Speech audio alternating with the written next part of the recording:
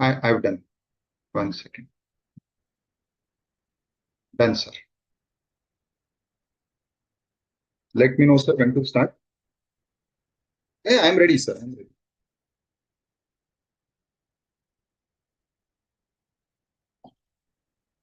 Yeah. So, good evening, everyone.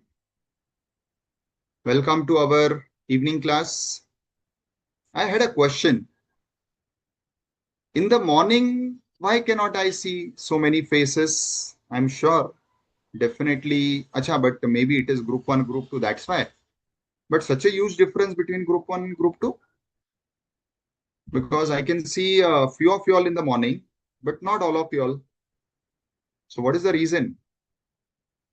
Or is it too early for you all to wake up and attend at 7? Yes. Clash. How can it be clash? Acha, acha, means a regular and revision is getting clash. This is what you want to say, Jaindra? So it means you're attending regular also and revision also. Acha, advanced accounts. So that means it is one is regular, one is revision. Okay. So that is what is clashing. This is what you are saying, right? If I've understood it.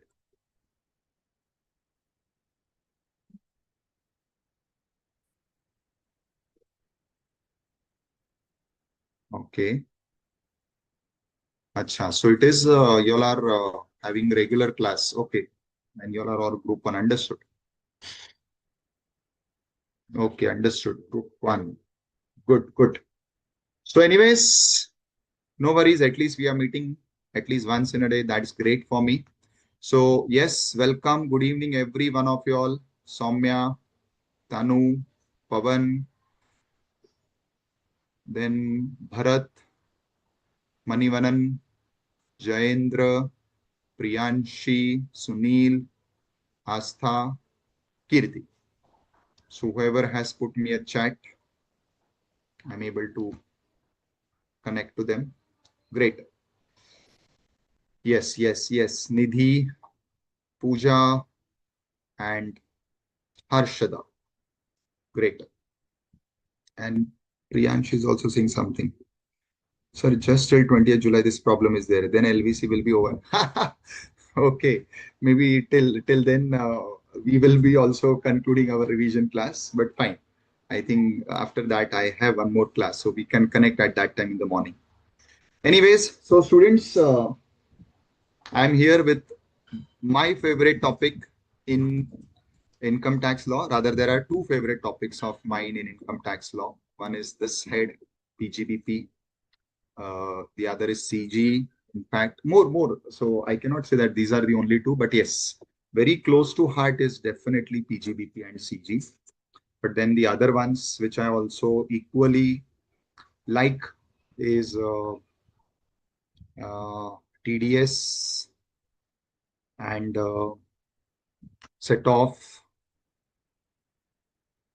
and one more. I'm not recalling. Yes, other sources and clubbing. So these are some very, you can say, close to my heart topics. And I always love teaching them. And when I say I love teaching them, I even equally loved not reading them when I was a student.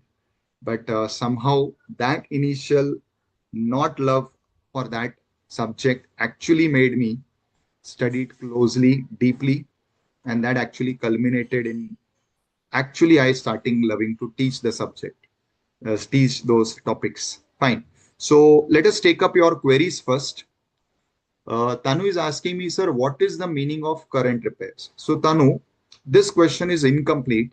Why I'll tell you? Because even if I'll tell you what is current repairs, you will not appreciate the reason why it has been given separately. So, let us also try to understand what is the repairs other than current repairs so that we can understand the concept holistically. So, one, as you pointed out, is current repairs, and the other one is accumulated repairs. I hope you have read this also in the same section which you are asking me, that is section 30, right? So we have current repairs and we have accumulated repairs. And it is important to look at this because there is a striking difference even in the tax treatment. So what is current? So current is the repair which is required every year. So something happened, there is some, let us say, slight damage in the wall, you get it repaired. Uh, there is some problem in your machine, you get it repaired. There is some tiling work, some breakage in tile, you fix it with some fix it adhesive. That is current repairs. What is accumulated repairs? I don't get this repair done in time. And since I'm not getting it done in time, there is a very big risk that this may aggravate into a major problem in my asset. So let us say, had I fixed the tile in time, I was not required to replace. But now, since I did not fix that one single tile, what happened because of that? Other tiles also started getting loose, and eventually, maybe after a period of 2 or 3 years, I have to change entire tile set. Now this becomes accumulated repair. So there was a slight crack in the wall. I did not do the lambi pulti in time. So now it has become a bigger, wider crack, because of which maybe I have to redo the entire wall. So this is what is accumulated repairs. Now the major point to be noted is that whether accumulated repairs are capital expenditure. This question generally does not surface in case of current repairs. Because they are current, they are day-to-day repair work. But when it is accumulated, the point to be seen from taxation point of view is whether it is capital. Because if it is capital, then section 30 will not allow it. 30, 31 both. Fine, beta. Also, I'll request you all to go to the portal and download so that whatever we are discussing, if you have it in front of you, it will be easy for you all to take up the questions. Yes. Any other question? Okay. Astha is now asking, sir, accumulated repairs are arrears. See, Astha, because generally arrears term is generally used when you are talking about your income. So your salary is in arrear, your rent is in arrear. So generally we use the term arrear from the income side generally. I'm not saying it there is any hard and fast rule, but it is preferable to use it on the income side. On expense side, using such a term like arrear, I have not seen, but definitely you can, whatever is arrear in salary for employee, definitely that is arrear in salary for employer also. So you can call it as arrears, but generally arrear term is not used for expenses. But yes, if I have to answer your question straight, because you are asking, sir, whether accumulated repairs are arrears of repairs, I don't believe so. Reason is arrears is a term which is used for that income which never was finalized in that previous year, like in case of salary or rent. You got to know in the current year only that you are eligible for that income from a back date. So whatever is now the backdated part, which now you have become eligible, maybe because of some court order or because the government accepting some seventh pay commission recommendation, then that becomes arrears.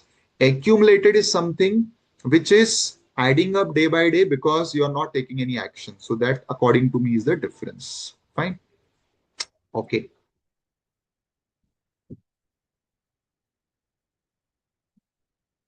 So that is why they have used this term, so that arrears of repairs for earlier year will not get deduction. So it means if the repairs are pertaining to earlier years, that is why I'm saying ki arrears and accumulated are not same, because accumulated repairs, they are allowing deduction to the tenant. But here you are saying that they are not allowing the deduction for arrears of repairs. That is correct. That is why I said both are different terms. The reason is, see, when a repair is of a particular, let us say it is of last year, and you have incurred the expense in last year, why should I give you deduction in the current year? You should have taken the deduction in the last year itself. So, if I'm not wrong, there is a restriction in section 3031 that accumulated repairs is allowed only if you are not the owner of the property. So in that case only they will allow this accumulated or arrears of repairs as deduction. Correct? Okay. So we will be going with our discussion alongside solving. So let us now take up practical questions. Now, these questions would be something like your comprehensive sums, because when we talk about PGBP, it always comes with other heads also. So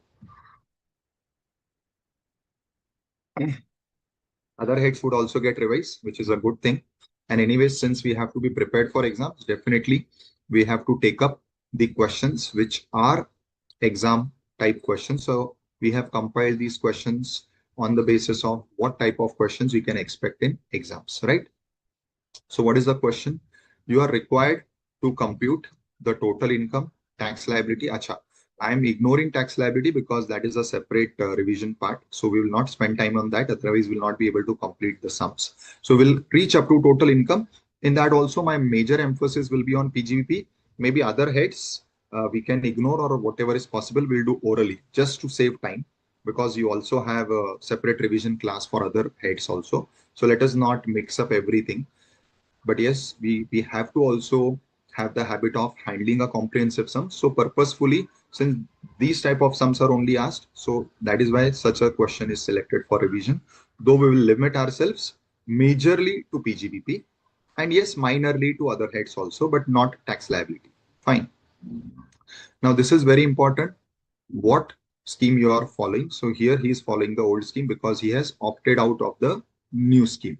So when you say old scheme, then all benefits are available in the old scheme. Now, how to approach? I generally prefer reading the question from here, that is other information, so that it is helpful to me whenever I'm going through the P&L details. So first is listed equity shares on which STT was paid in August for this. Fair market value is this. So this is a CG adjustment, right? Then motor car was put to use for both official and personal. 1/3 of motor car is personal. So this we have to disallow. No interest on car loan was paid during the year 24-25 was paid. Okay, let's see what impact this will have. But firstly, 1/3 is personal. Next, Mr. Vivek purchased a flat in Jhansi for 35 lakhs in this, cost of which was partly financed by loan from Punjab savings and deposit from this. The flat was given to Reco Bank on lease. So this is HP, correct?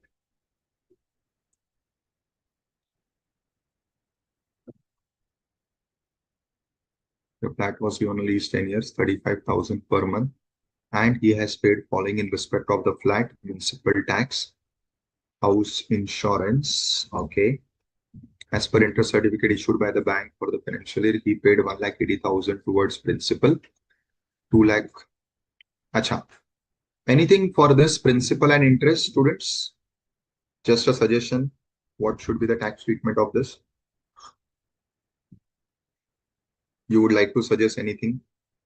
What can be done of this principal and interest?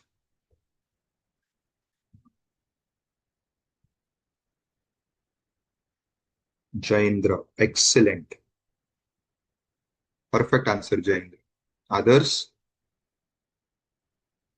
Sangeeta. Good. So this is for what? I've underlined two things, Sangeeta. Very good, Sangeeta. Superb. Pooja, again, you have given me one answer. So you have to mention this for what? Great, Khushi. So what about principal? Yes, Mohammed Farhan. Great. Then what about principal, Mohammed? Very good.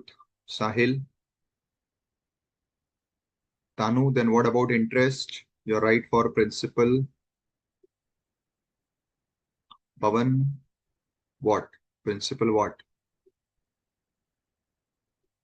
Nahi. Manivanan. Okay. Manivanan has a question I'm putting to everyone. When we talk about interest deduction, I'm sure everybody knows that this will go to HP head. 2 lakh limit is there, whether applicable or not. Whether the 2 lakh limit would apply or not. Oh, Asta, why would a principal will not get any deduction? No ATC applicable, Asta? Yes, Sangeeta.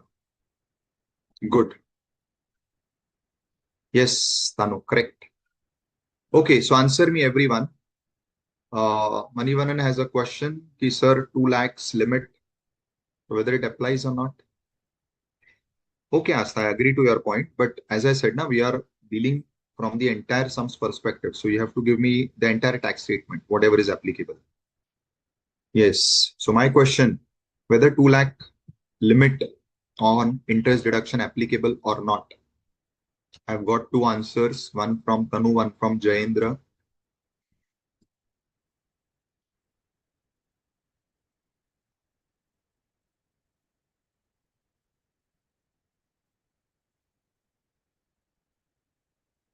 And if I have to share, both are incorrect. So Kirti, I'm asking, what about deduction? Whether 2 lakhs limit applies for deduction. Asta, why you want slide to go upward? Shifimol, if I'm understanding your answer, it is correct, but your reasoning is not correct. I think your answer is contradicting with your reasoning. So the answer is 2 lakh interest limit is not applicable. Why? See, this is what actually I wanted to bring out, because this is a let out property. See, many times we remember some highlighters. So in HP, a highlighter is the 2 lakh limit with the conditions, otherwise 30,000, then up to 2 house, all these things we remember. But the point is that this 2 lakhs is applicable or not depending upon the purpose. If your property is let out, there is no restriction. And it is in both schemes, whether new or old makes no difference. In fact, the 2 lakh limit is allowed only in old scheme and not in new scheme when we talk about self-occupied. But here our property is let out. So there is no challenge at all whether your scheme is old or new. In both cases, the interest is allowed and the interest is allowed full without any limit. Fine. He earned 120 in share speculation business. Okay. And lost 180 in commodity speculation business. Excellent. So we also have something on speculative. And obviously with speculative, we also have something on set off.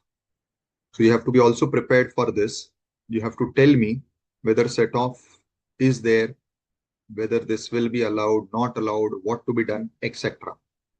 Then he received gift of 21,000 each from 4 of his family friends. Wow, super. He contributed 121 to PM's Care Fund. He donated to registered political party 350 by check. He follows cash system. That is even great. And then for capital gain, you are given the inflation. Super. Now with this at the back of the mind, what is very interesting is they have not given you P&L, they have given you receipt and payment. Now generally what we do, when P&L is given, net profit is given, we follow the reconciliation format for computing our PGBP income, right? I hope you all remember this. We have the reconciliation format where the starting point is profit as per accounts, and then at less we reach profit as per PGBP. But here, the question is not having profit. It is having receipt and payment, and net profit figure is nowhere given. So what should be my format? Yes, Tanu, good. So my format here would be, I'll directly prepare profit and loss as per PGBP. So my format here cannot be of reconciliation. My format will be the regular format whereby I will be adding up all the incomes, and from that I would be deducting the expenses which are applicable to PGBP head. Fine. Okay. So let us start. So computation. If you remember the previous class where we were handling salary and HP, I had mentioned that I prefer this format where I will be showing only the final account headers, income, losses, whatever they are, and detailings we can take in working mode. So he is Mr. Vivek. Nothing mentioned. I assume ROR. And then I mention my AYPY.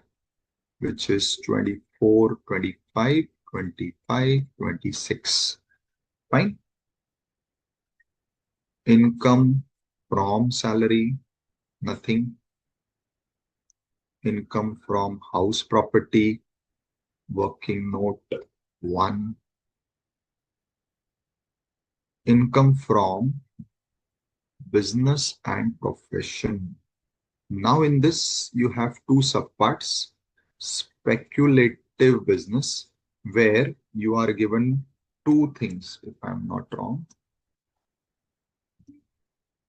One was, I think, share and one was commodity, right? Yes. So share speculation and commodity speculation. So it is share speculation and commodity speculation, inner column. Then what is the work Mr. Vivek is doing? Advocate. So his advocacy profession. Correct. This we will be doing by way of working note 2.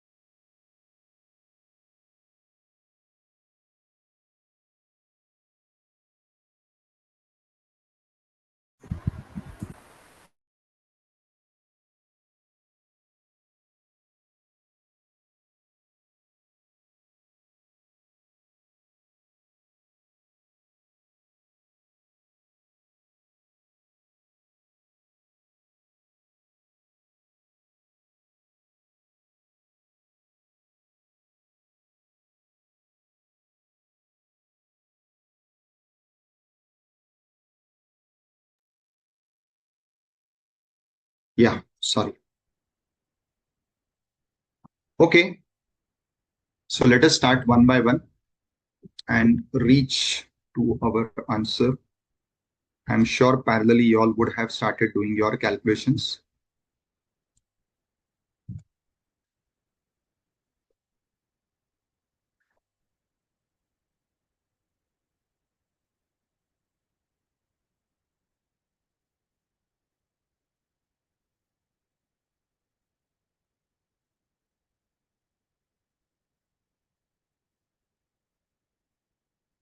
Fine. Now,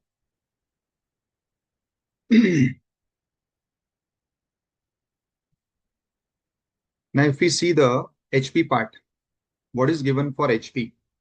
This para basically covers everything in HP. Now it says that the rental at which we have given this particular property is 35,000 per month, which becomes our actual rent. I hope you all remember all these things from HP head. Now, generally for computing GAV, we require actual rent and expected rent, and then we take whichever is higher. But if nothing is given, we proceed with actual rent only, assuming it to be higher than ER. Then municipal tax is given. If nothing is given, again, we will assume that it is paid. No, it has already been mentioned that paid, because if you all remember, the condition for getting deduction is that the municipal tax should have been paid, right? So it is already mentioned that it is paid. House insurance, I'm sure you all know that under the present format of this head, you will not be allowed any deduction for house rent, right?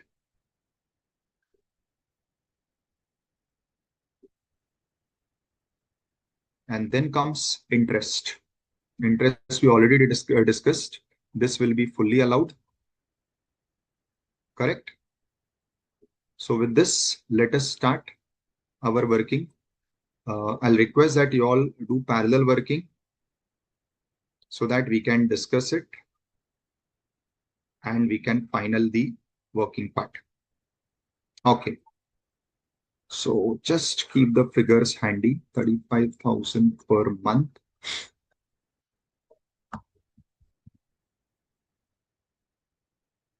So we start with GAV under section 23(1), which is 35,000 into 12 months minus municipal tax paid.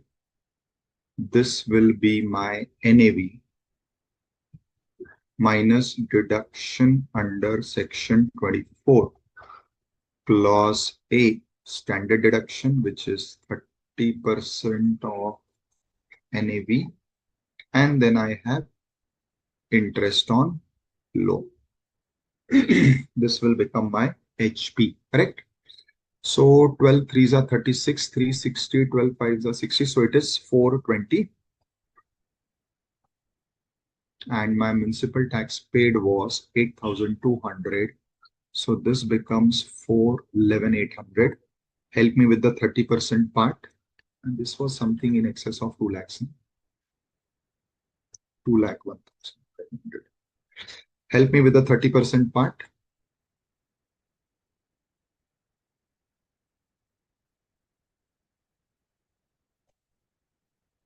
Money Vannan, thank you. 123,540. Also give me the final HP income.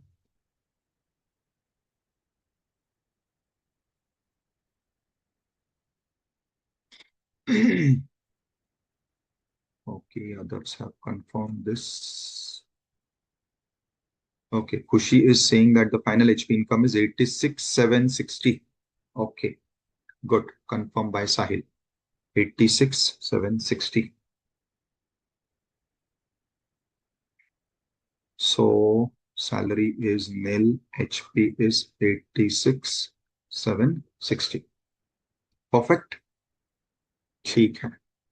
Now, PGBP, as I said, here in this question, it won't be in the reconciliation format for the reason I told you that we are not already given the profit. Since we are not having the profit, we cannot go by the reconciliation format. We will simply go by the P&L format. Now, if you are comfortable, you can simply draw a P&L in a T form.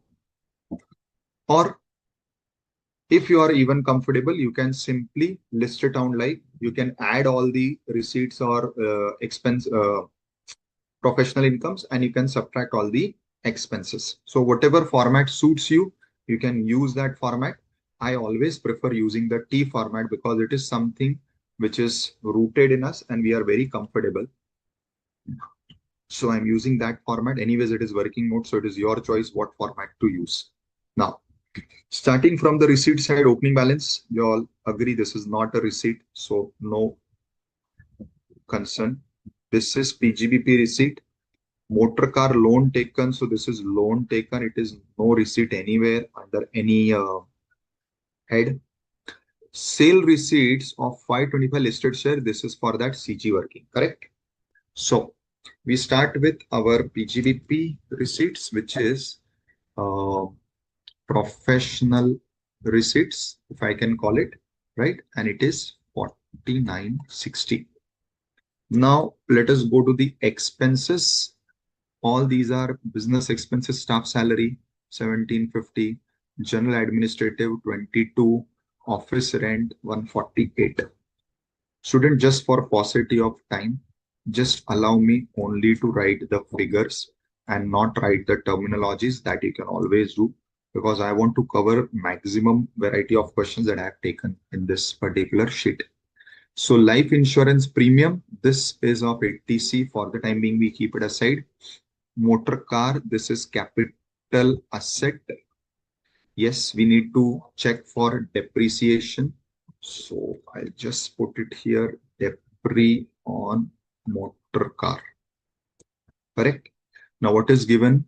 Motor car is acquired in January 25 by way of NEFT. Now this is also important. Why?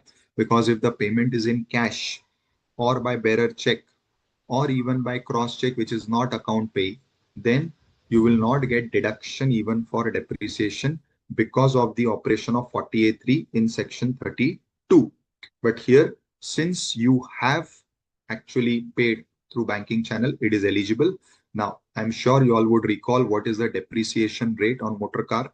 In fact, yesterday in our salary class, this was a point of discussion. I don't remember who had raised this point. I think Manivan and all had raised this point, if I'm not wrong, that over there we were considering 20%, but I think you suggested, ki, sir, it is 15. And at that time, I had pointed out, ki, for the purpose of perquisite valuation of motor car, you take over there 10% for use and 20% when you are valuing the motor car for sale. But here for PGBP, for calculating depreciation under section 32, it is 15% only, correct? So 950 into 15. I'm sure you all recall this point, that if the asset is put to use for less than 180 days, only half depreciation is allowed. Now, this is the year of purchase of motor car and it is put to use after 2nd October because the purchase itself is in January. So by default, you are eligible for half. Now, I recall one of the adjustments which was for motor car. What is the adjustment? That out of the use of the motor car is not completely for business. Some part is for business and some part is personal. What is personal is 1/3. So you will claim deduction only for 2/3. So this will be my depreciation, 950 into 15% into half into 2/3. This is the depreciation which should be allowable for the motor car capital asset. Fine. Okay.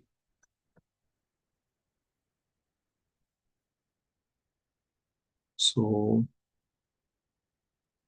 books bought by way of account pay check in the month of May, June, September, and these are annual publications.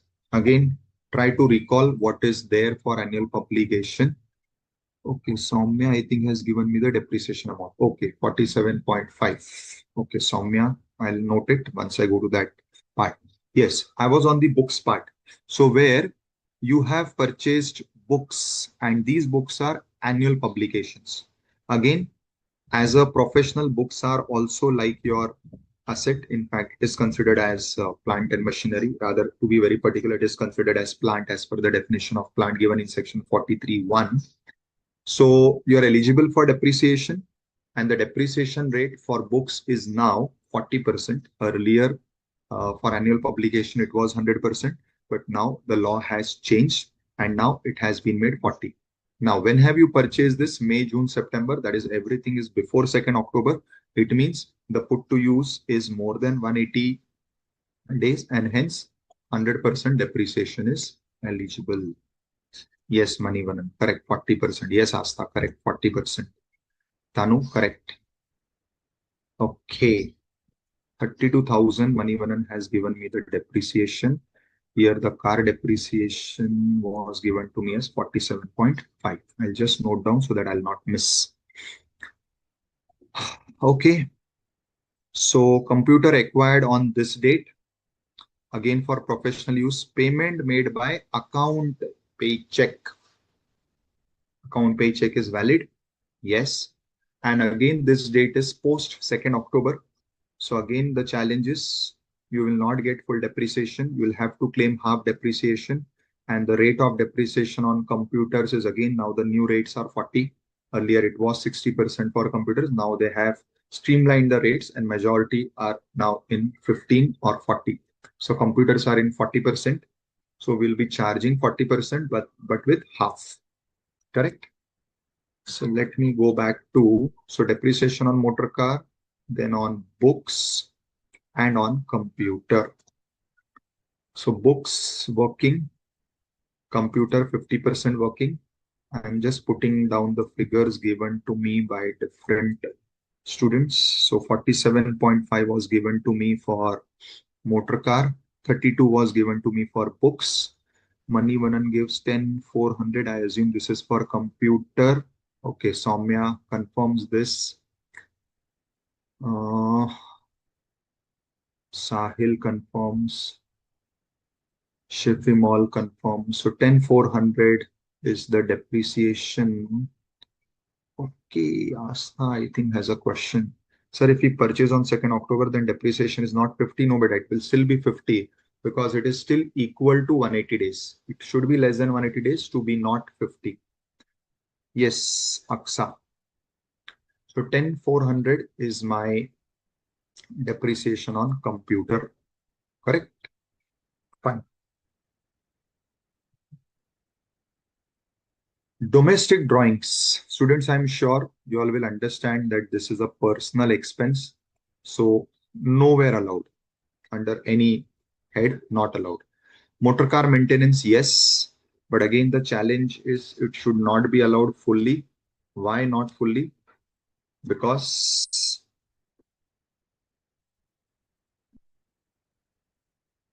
so 72,000 again has to be done 2/3. I hope this is clear to all. No doubts with this. Correct?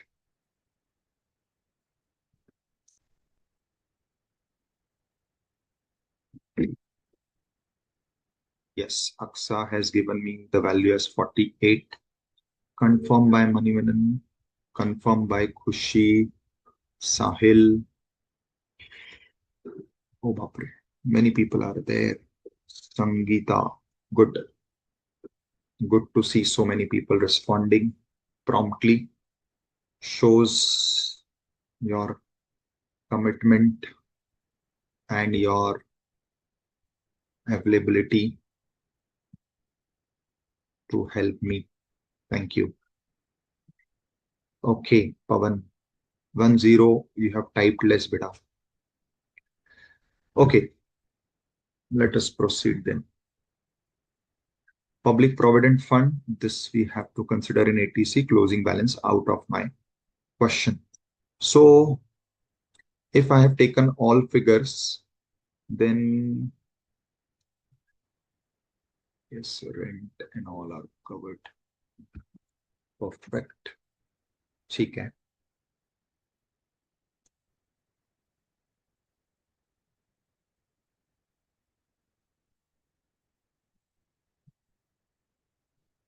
Fine. Anything left in the, this will consider in speculation, this will consider in other sources. Let me write here. This is speculative. This will go to ATC. This will go to GGC. He follows cash system. Where is this cash system affecting me? I'm just trying to figure out. Is there any expense which is not paid, which is due?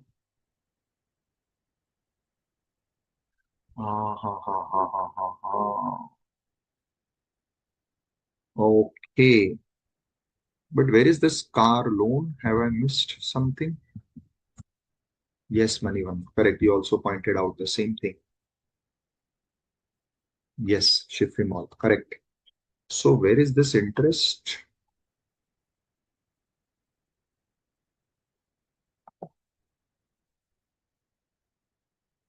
computer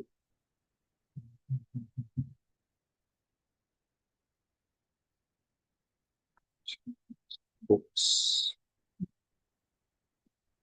This motor car, it is on the receipt side, correct.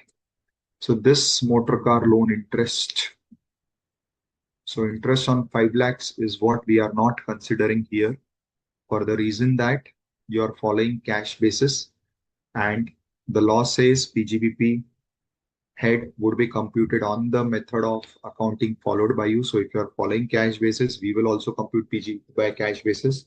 And under cash basis, you get deduction only of those expenses which are actually paid. So the interest applicable on this loan, which is otherwise a business expense to the extent of 2/3, will not be allowed here because I have not actually paid that particular interest. Fine. So we will put a note below this. Since Mr. Vivek follows cash basis, hence interest on car loan not allowable in PY 24-25. It will be allowed whenever you pay it. Correct? Okay, so if I have considered all figures, if I have not missed out, tell me students, what should be the PGBP income? What is the balancing amount which I'm getting? Because here a very interesting point will come. I'm sure you all will also recall it. Okay, so Kushi gives me a figure of 724,100. Will anybody confirm? 724,100. Soumya confirms. Okay, so it is 724,100. Fine. Now, this is my PGBP income. Agreed. But should I take this entire income here? Sorry, here. The answer is you have to check something. What is that something which you need to check? That something which you need to check is, yes, very good, Jayendra, applicability of 44A DA. Correct? Why 44 ADA? Because since you are a professional and you are having the total receipts within the limits of 44 ADA. Can anybody tell me what is the limit of 44 ADA? When is 44 ADA applicable? What is the limit? See, we can revise multiple provisions from one question itself. Okay, Dhruv says 50 lakhs, confirmed by Sangeeta. Anybody else wants to pitch in? Kushi says 50. Farhan also says 50. Correct. Yes, so there are others also.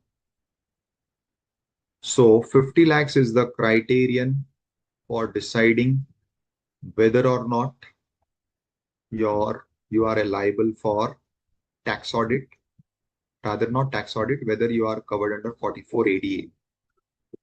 I was recalling something 75 lakhs also. Can anybody tell me? Okay, Jaindra has given me some input on this. Good. Others, was there something 75 lakhs? Is there something 75 lakhs?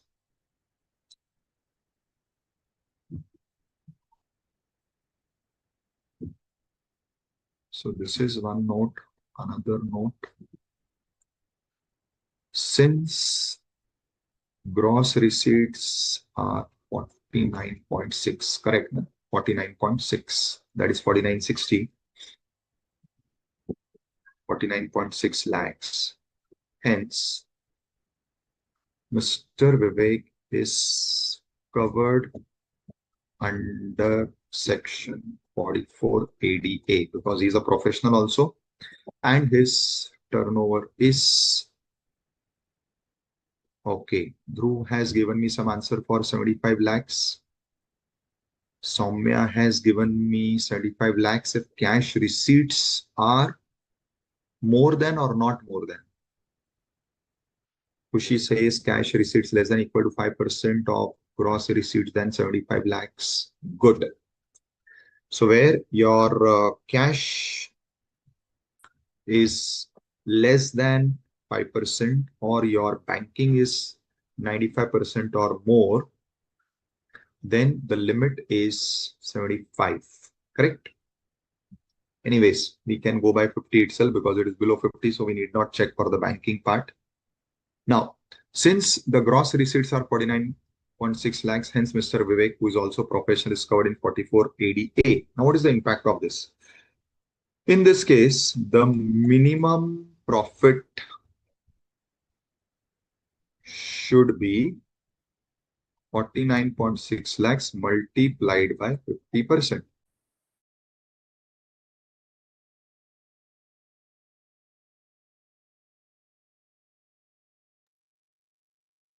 How much this comes to? Half of 50 is 25, 40 ka half is 20, 25 lakhs minus 20 is 2480.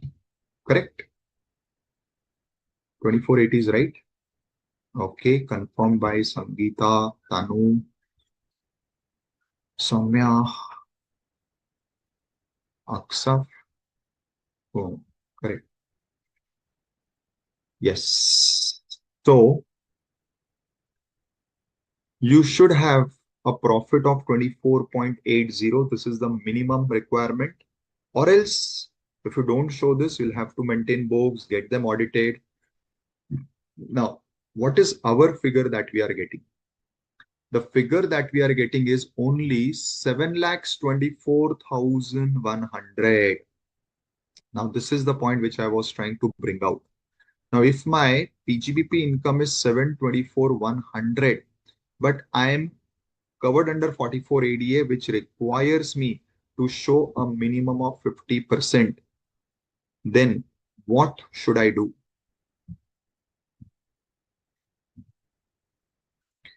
I will have to give a note stating that in this particular case, Mr. Vivek will have to get his books audited. Correct? Also, if you remember, yes, maintenance of books, which is separate for professionals, and he has to get his books audited. Since actual profit is only rupees, how much? 724,100. And see, the gap is very much. Where 2480 and where 724. Hence, Mr. Vivek should maintain prescribed books and get them audited as per section 44 AB. Correct? So, with all this, we come to the final 724,100. Right? Great. Now, let me come back to speculative business. Now, in speculative business, what is the point that is to be noted? So we have covered these pointers. Now in speculative, you earned 120, you lost 180. A common feature. You earned 120, you lost 180. Now, as far as speculative business is concerned, you are allowed to set off speculative loss, but the restriction is it should be set off only from speculative business. So we can set off, but the maximum set off that is allowed is of rupees 120. 1 second, I'll put it here. 724,100. And the balance 60 which is left, I cannot set it off against any other income. So for me, this is nil, and I'll have to write a note for this, that I am not setting it off, rather I'll carry forward it, for which the time limit allowed is 4 years.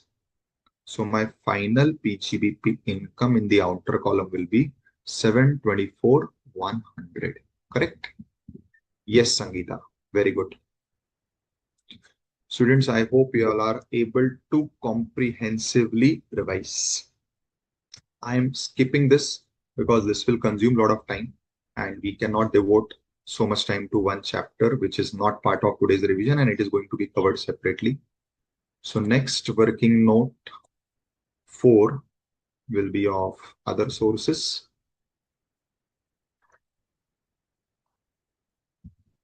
And in other sources, what is the income that would get covered?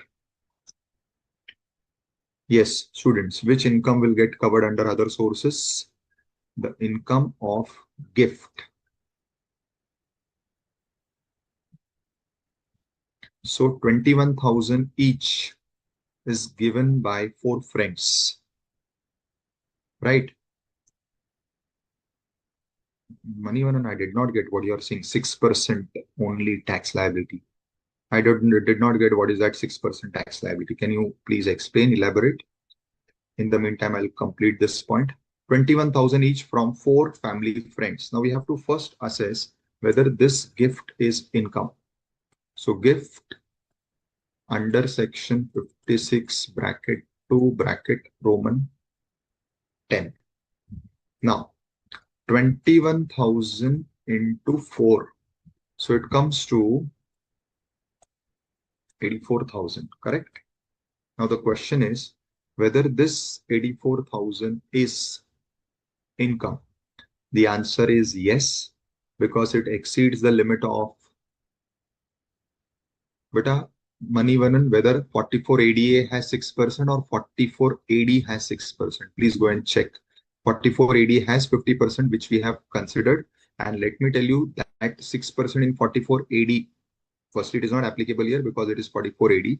And that 6% is not tax liability, but that 6% is the estimated income, like how we computed the estimated income here as 50%. In 44 AD, it is 6%. So it is not tax liability. Sangeeta, gifts are not exempt up to 50,000. Huh? Because if you are saying exempt, you'll have to subtract it. We'll not subtract it. The criteria for determining whether gift will be treated as income or not is 50. If it is below 50, we'll not consider it as income. If it is above 50, we'll consider entire amount as income. Also, it is received from friends. So don't be misguided. See, they have purposefully used the word family because we all know family will be related person and hence the gift will not be taxable. But here it is not from family, it is from family friends. So 84,000 is my income under the head other sources by way of gifts. Since now the criteria is 50,000 has to be checked for the aggregate. So since the aggregate amount of gift from unrelated persons exceed rupees 50,000, hence this entire 84,000 becomes my income from other sources. Correct? This is how you will be dealing with this entire sum. I hope this is clear to you all, students. Is this fine?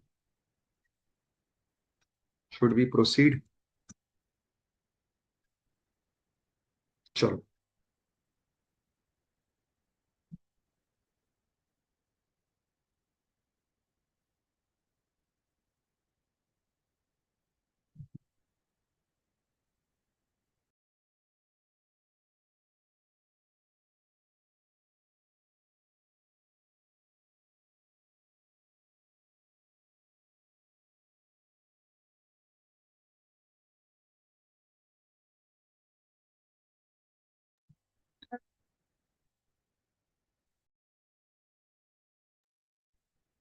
So next sum is Mr. Ganesh ROR aged 61 years. So he is senior. is engaged in the business of manufacturing furniture. So first we took example of a professional. Now we are going to a manufacturer. He is already liable to tax audit. Great. Now in this question, they are giving P&L. So we can use our reconciliation format, right? What are the details? Opening closing stock of finished goods undervalued. Opening stock of 145 and closing stock of was shown. Why they are? Achha, because above they are starting from GP, so they are giving you the figures of stock and they are saying it was undervalued. Fine.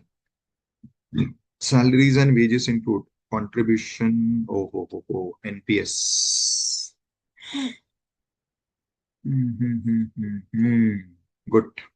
So this has this adjustment also.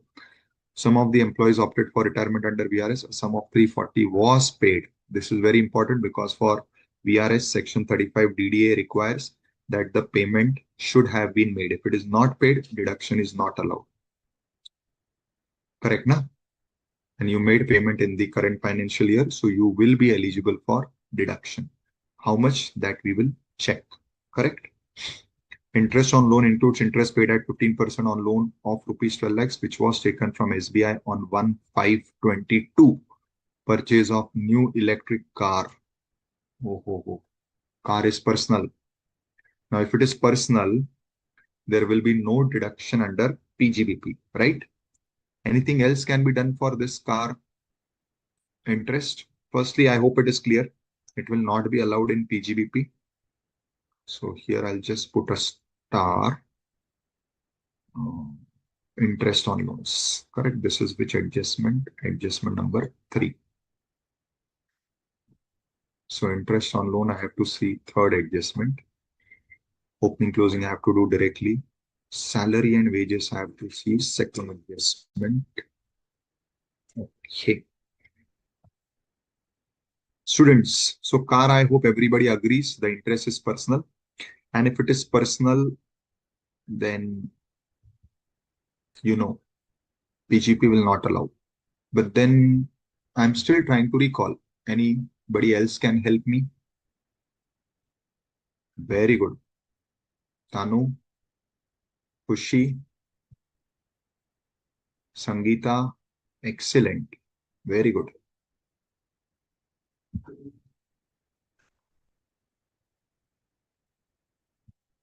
Yes, Tanu, very good. Since it is electric vehicle, you have section 80EEB giving you deduction for the interest. Asta, it is 80EEB. But students, have you checked this? The loan should have been sanctioned in a particular period. Can anyone tell me the period for 80EEB eligibility?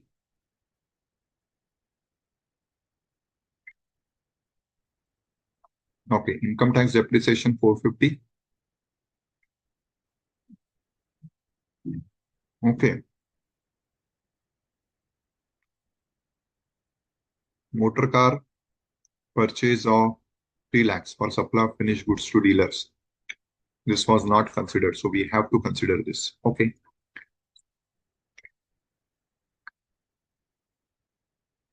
Nasta says April 19 to March 23. Kushi says the same. Tanu says before April 19. No, beta. That is not correct, Tanu. Sangeeta, you are right, but you have to also give me the start limit because start limit is very important. Soumya, correct. So the period is starting 1st April 19 to 31st March 23. If your loan is sanctioned, you will be eligible for 80 EEB. Our loan is on 1/5/22, very much falling in the required timeline. So you will be eligible to get this deduction. Fine. Okay.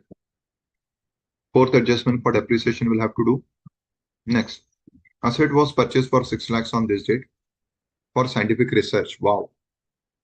Claimed as deduction, this asset was sold. Excellent.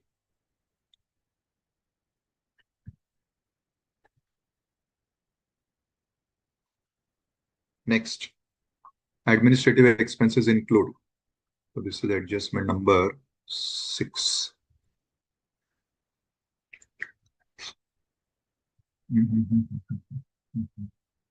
This is adjustment number 5 because there is some sale of scientific research asset, and administrative expenses adjustment number 6.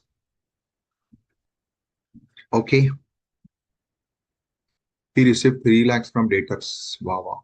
All adjustments majorly are covered. Super. Students, this is my favorite adjustment. You'll have to tell me what is to be done.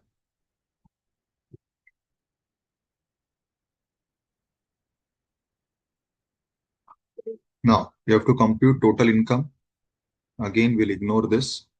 And Mr. Ganesh wants to pay under new scheme. Okay. So we'll see what should be done, what should not be done. Somebody highlighted this also in the message. Khushi, yes. So Khushi, so tell me what difference it will be if he is paying tax under the new scheme. What you'll allow, what you'll not allow. Tell me. Correct, na?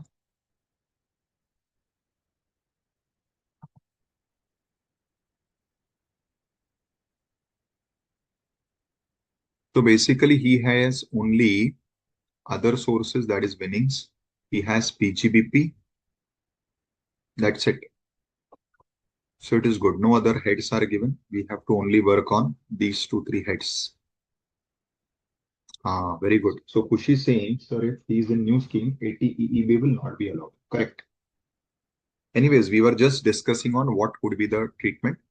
So my purpose of discussing the treatment was to revise that section ATEB. But yes, as rightly pointed out, whenever we go to computation, if you are following the new scheme, we will not take the deduction.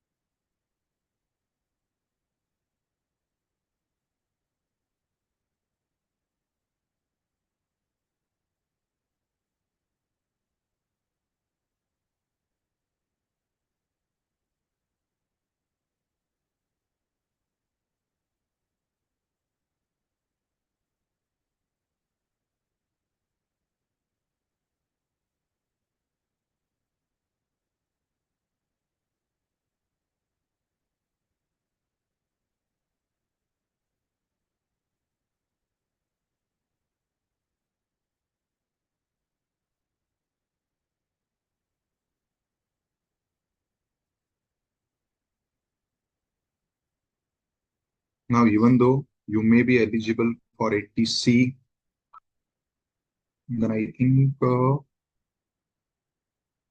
EEB, etc. But all these would be not applicable. Why? Because you are under the new scheme. Yes, Asta, very good.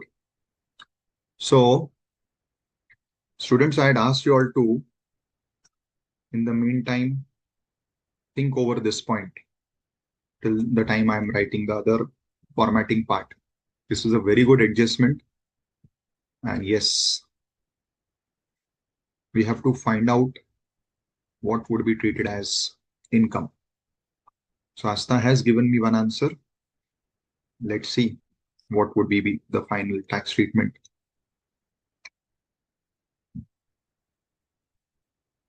ठीक है? So let us start. Now in this sum, we follow the reconciliation format. So we start from here, 53, 74, 500.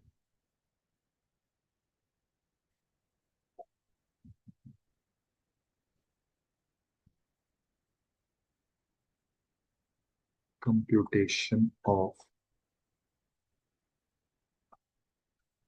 So it is net profit as per accounts, right? And less.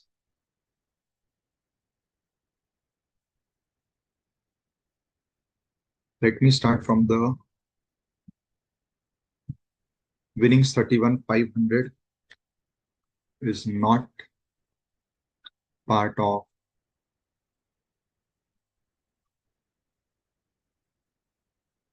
PGBP. Now here, how much winnings would come in my computation, students? In my GTI computation, what should I include?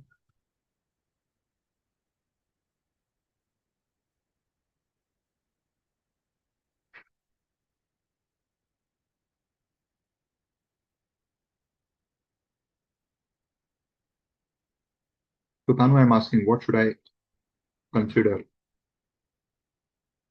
Okay, Manivanam says 45,000. Jayendra says 9450. Okay. Soumya says 45,000. So students, remember one thing. I received 31,500, but this is net of TDS. And I'm sure you all recall that the TDS on winnings is 30%. So it means this should be 70%. Now I divided by 70% to find out what would be 100%. Correct? And this 100% is what I will consider it in my income computation. And whatever is the TDS portion, that would be deducted at the end from my final tax liability. So I received 31,500, divide 31,500 by 70%. So what is my final income from other sources? Is the amount of winnings, which is coming to 45,000. Correct? Fine. Yes. Now, coming back to PGBP, in my P&L, the amount of income included is 31,500. So I will not add. Sorry. I will have to subtract. Correct, no? Winnings 31,500. I will have to subtract. Right? Then this is my favorite adjustment. What does this adjustment says? In the current year, you have received 3 lakhs. Now there is an adjustment for this here. What it says, you received this 3 lakhs from a debtor, which was written off as bad in the year 1890. So basically this 3 lakhs is my bad debts recovered. Correct. However, the interesting fact is amount due from the debtor, which was actually written off as bad, where in your books of accounts was 5 lakhs. So your actual bad debts was 5 lakhs, out of which tax officer had allowed you deduction of 3 lakhs.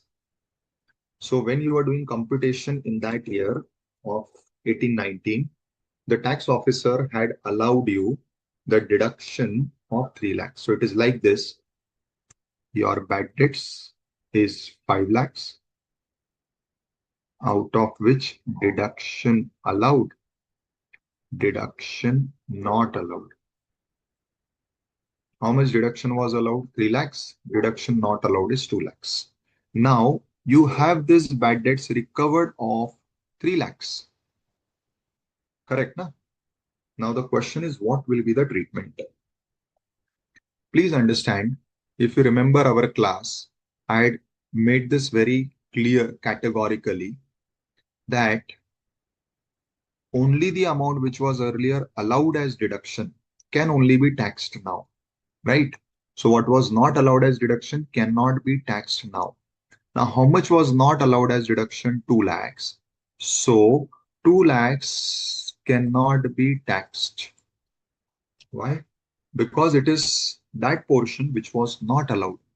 So what can be taxed is only the amount which I am receiving out of this portion which was allowed. So I recovered 3 lakhs. I am saying that, boss, this 3 lakhs firstly is for that portion which was not allowed as deduction. So 2 lakhs will be not taxed.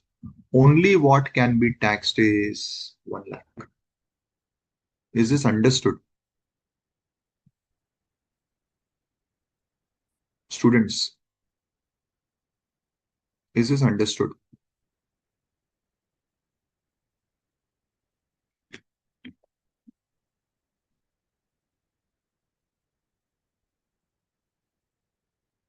Wow, Manivanan had already given me this answer. Super beta.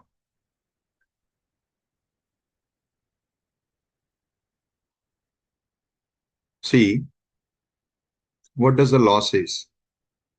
I'm repeating.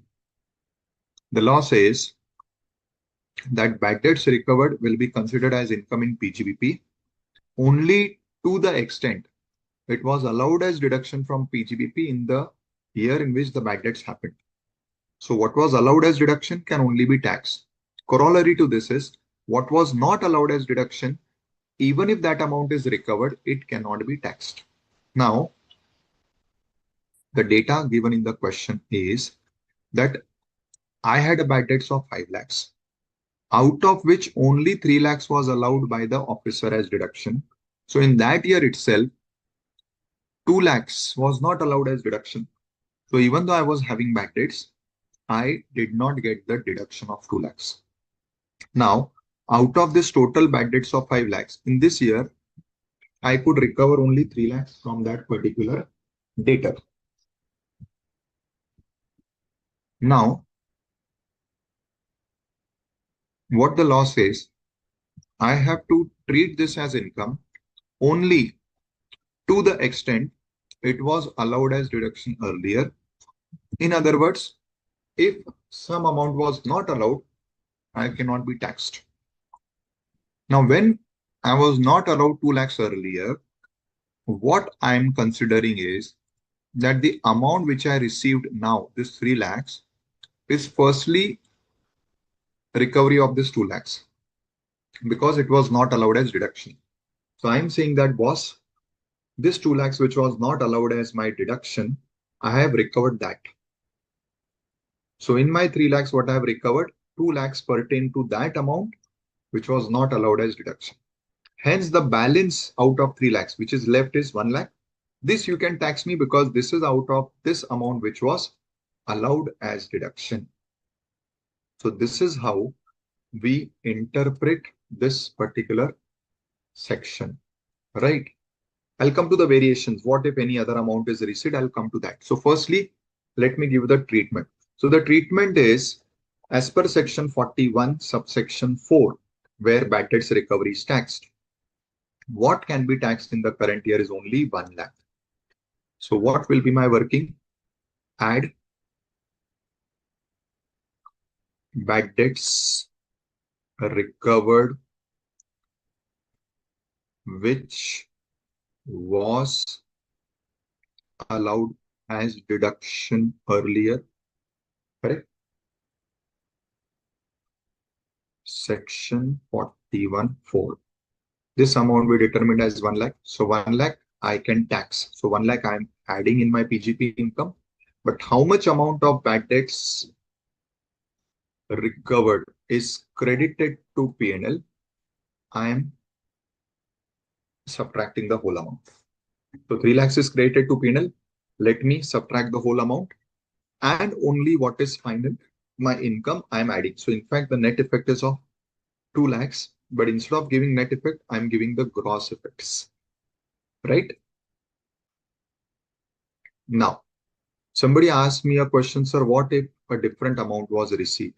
So let me give you that flavor also, just so that you understand this provision thoroughly. So same, your bad debts are 500.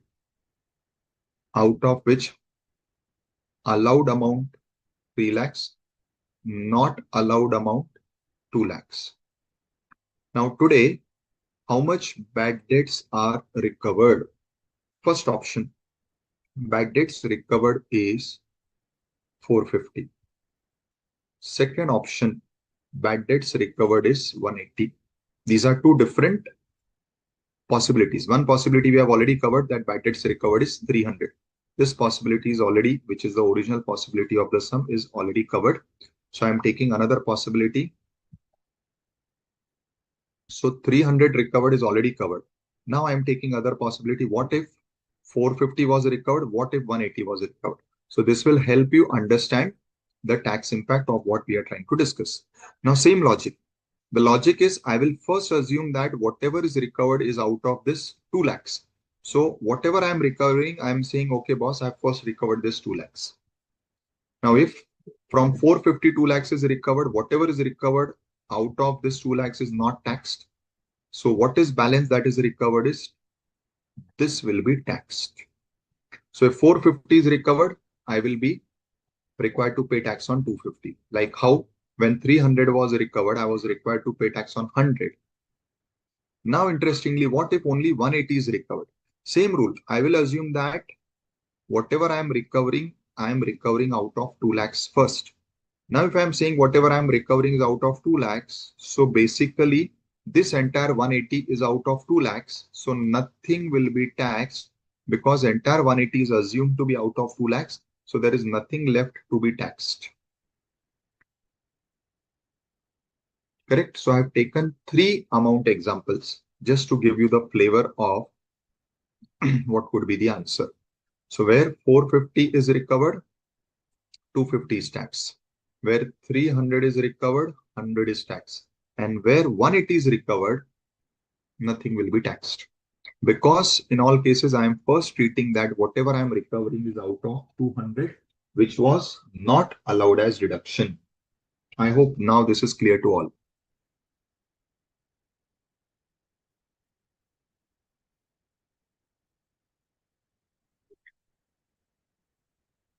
Very good, Keshapuram. Right. You are correct.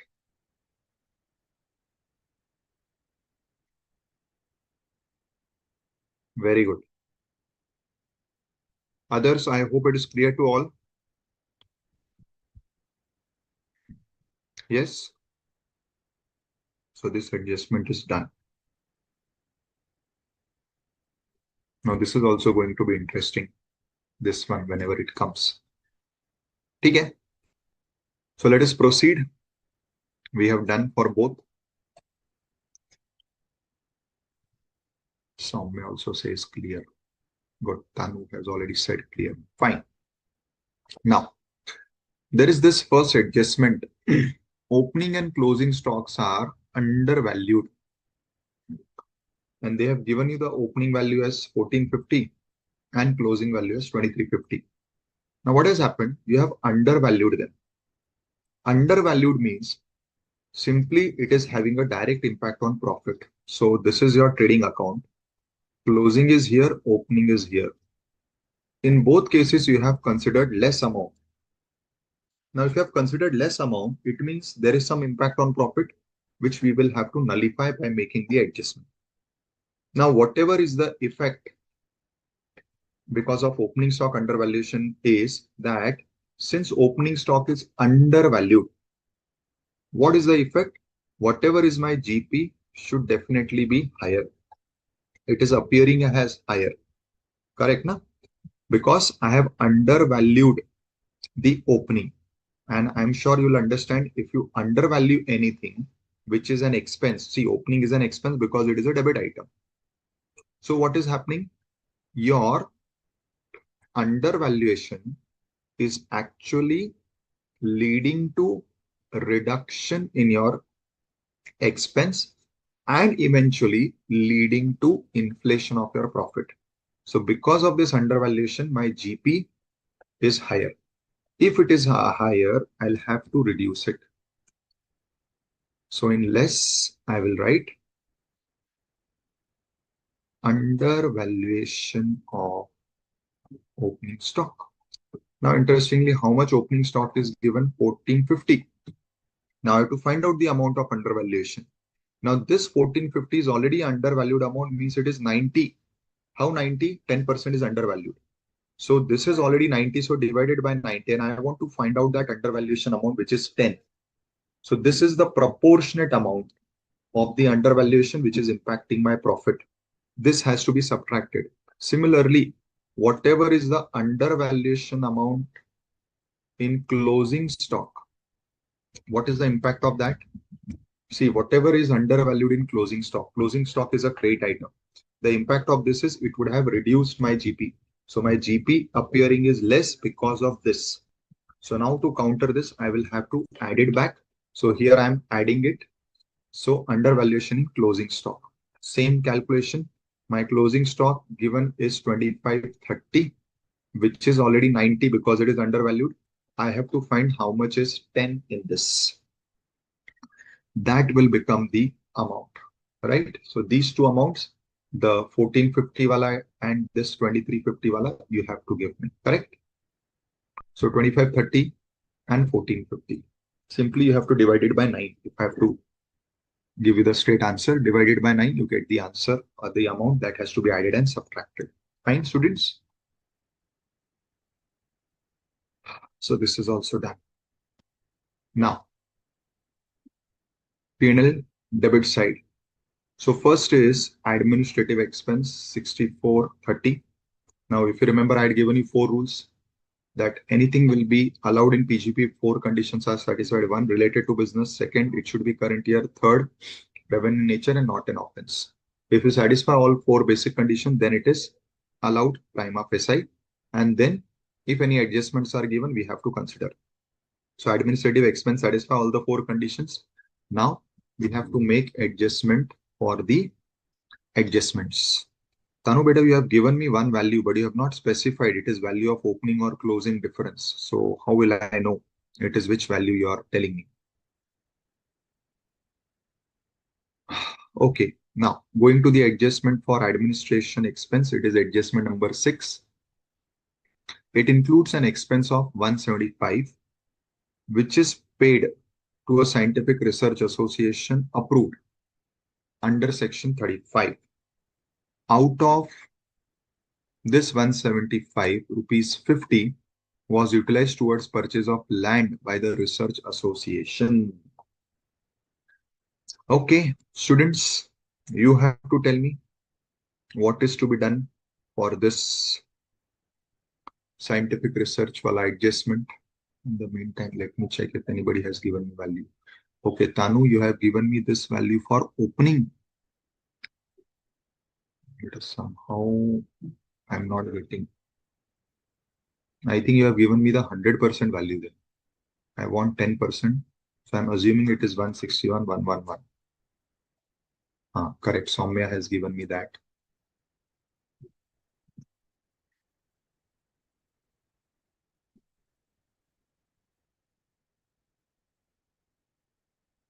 And 281,111.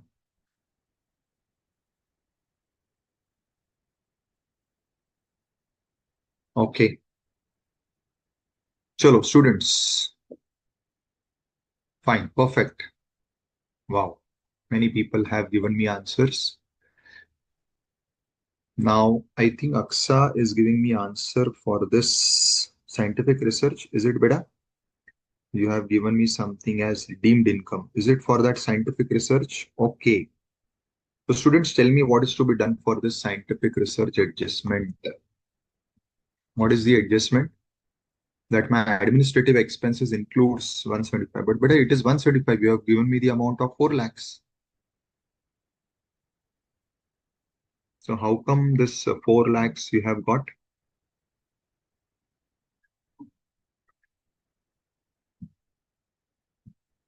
Students, firstly tell me whether, simple words, whether deduction is allowed for scientific research payments.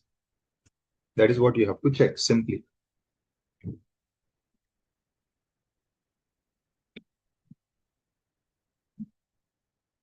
Okay, Jayendra has given me one answer.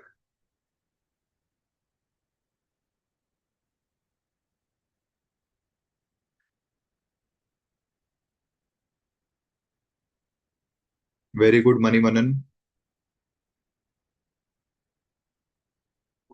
Okay, Dhanush says allowed. Okay, Mohammed Paran says only the land portion not allowed. Okay, the answer is this whole amount is not allowed. Why? Now, you have made payment to an approved scientific research association for which Section 31, subsection 1, different clauses gives you the deduction. I repeat, 35, subsection 1, different clauses gives you the deduction for this payment. But that is only if you are in the old scheme. But here, you are in the new scheme, correct, Tanu? And because you are in the new scheme, right, somewhere. Hence, this amount which is paid to outside is not allowed. Astha is saying deduction is allowed for it, but have to show it separately from admin expenses and also purchase of land. No, beta. Astha, acha, chalo, we'll discuss that also so that that will also get clarified. Firstly, in this sum, 175 is entirely not allowed. Why? Because you are in the new scheme. New scheme does not allow expenses for payment to outsider. So we will have to add this entire 175. That is done. In the meantime, I'm writing this answer. You have to give me what would be the effect of this 175 with all the carve outs like 50,000 is towards land and all. Had you been in the old scheme, give me the answer for that by the time I'm writing this. Okay, what would be the answer had you been in the old scheme?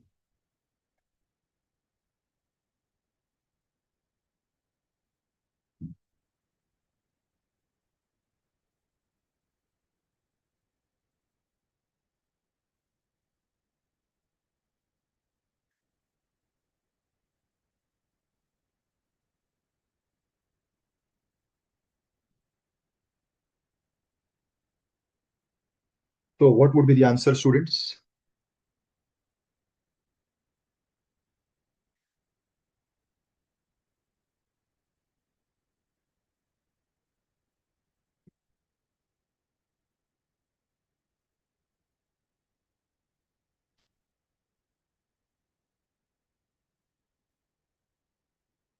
Under old scheme, whether this will be allowed or not.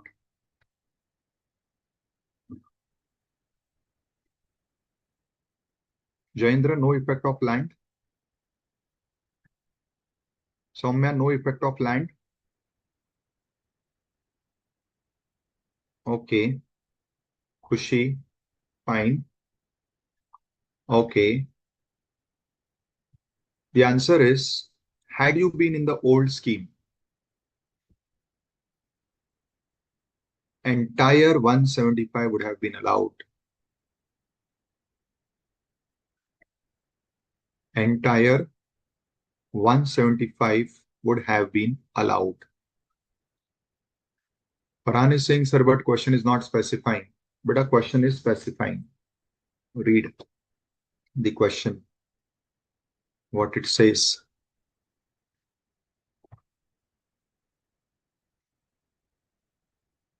It includes expenditure 175 paid to Scientific Research Association. So it is outsider, no? It is not an expense done by you. You are making the payment to some outsider. So it is a clear given that it is a payment to outsider, Farhan, correct? Now the interesting part is, sir, but if this would have been old scheme, why are you allowing 50,000 which is for land? Please understand, in the old scheme and even in the new scheme, you are allowed deduction for in-house scientific research expenses. Firstly, I hope this is clear. This is allowed both in the old and the new scheme. And payment to outsider is allowed only in the new scheme. So it is not, only in the old scheme. So it is not allowed in the new scheme. Now, since we are in the new scheme, hence I'm disallowing it over here. Now that is clear. Now, had it been old scheme, payment to outsider would have been allowed and when I'm making payment to outsider, for me, what is important is the amount which I have paid to outsider, which is 175. What he is going to do of that amount is not my concern. So whether he purchases land or whether he spends it on some purpose of scientific research is none of my concern. When land is not allowed here. So here, if I purchase land, that is when I'm doing research myself. So in my books, I'll have one invoice or one document which shows that I have purchased land. That is which will be not allowed. I hope it is clear now. So had you been in the old scheme, the entire amount would have been allowed, because for you, the entire amount is payment to outsider. What that person is doing, how is you are bothered, and you have not purchased the land. That person has purchased the land. So for you, it would have been fully allowable under the old scheme. Correct? I hope the entire point is clear to everyone now. No doubts of whatsoever manner, right? Can we proceed?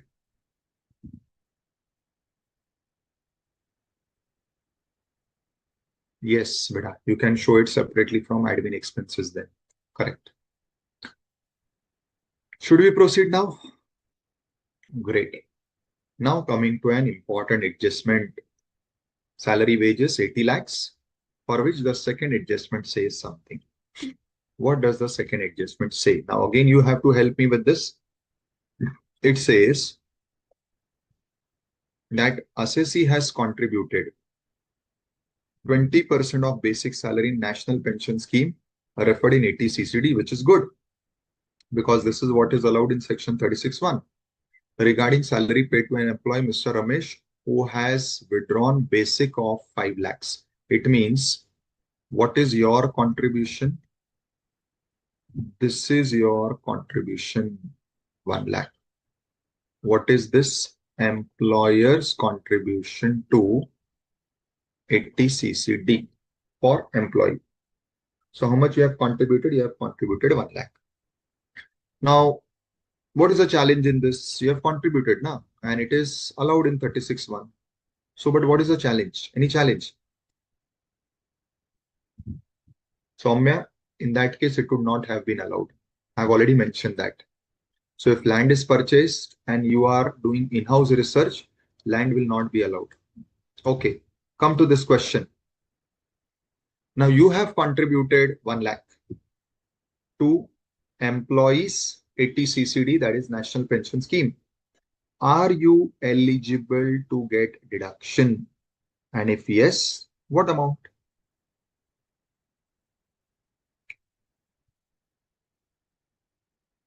What amount?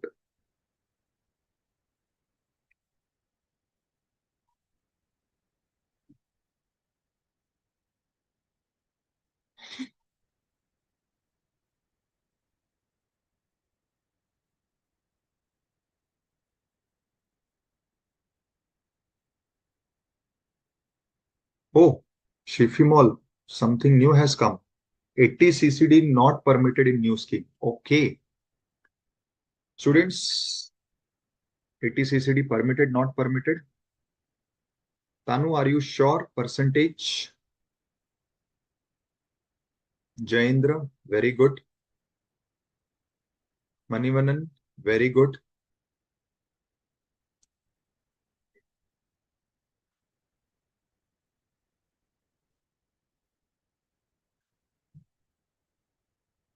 Khushi, reconfirm. Very good, Astha. Yes, Keshapuram, very good. So, Tanu, good. As per section 36(1), firstly, you are allowed deduction. Old scheme, new schemes makes no difference. You are allowed deduction. But there is a limit capping. What is that capping? 40% of basic plus DA forming part. Now, how much is this? Basic is 5 lakhs plus DA is 40% and 50% is 40 part, forming part. Correct? So 50 Sorry, 5 lakhs into 40 into 50. Effectively, it is 26 lakh. 14% of 6 lakhs, 84. So what is the eligible amount is 84. And what have you claimed? You have claimed 1 lakh.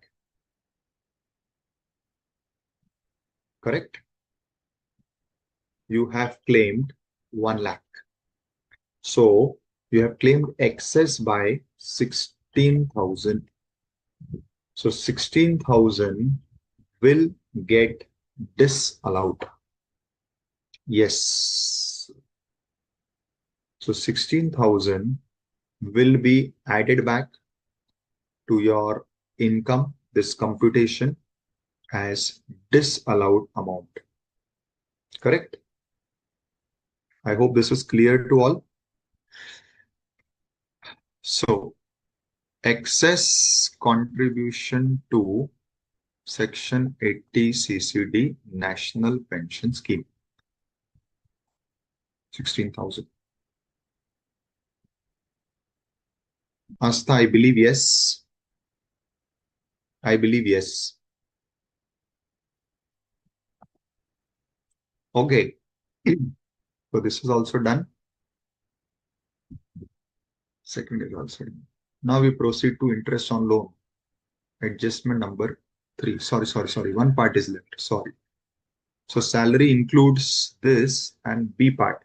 Some of the employees opted for VRS and a sum of 340 was paid. So you have satisfied the first condition of 35 DDA that it should have been paid. So it is paid. So what will be done now if it is paid?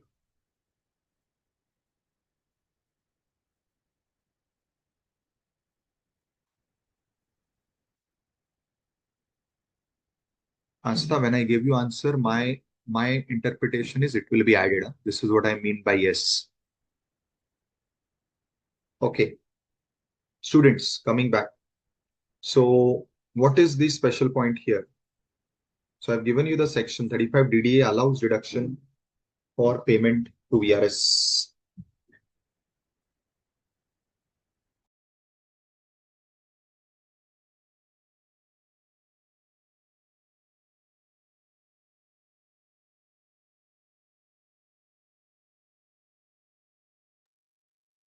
Tanu, what is 5 lakhs?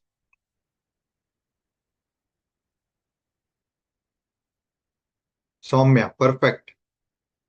So the answer is if you are making payment for VRS, 1/5 of that payment is only allowed. 1/5 of the payment is only allowed. No, beta. 5 lakhs, what you are saying, Shipimol said, and also I think Tanu said, but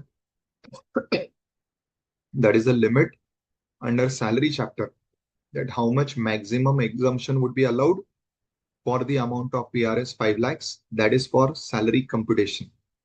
Here we are from the side of employer where there is no such restriction. Correct? Yes, Keshapuram. So 150, 1/5. Beta Asta, it is only if it is in percentage form. Jess Techner duplicator's case, Supreme Court has given this decision that percentage commission has also to be included because percentage commission is like basic salary. That is what is their interpretation. Correct?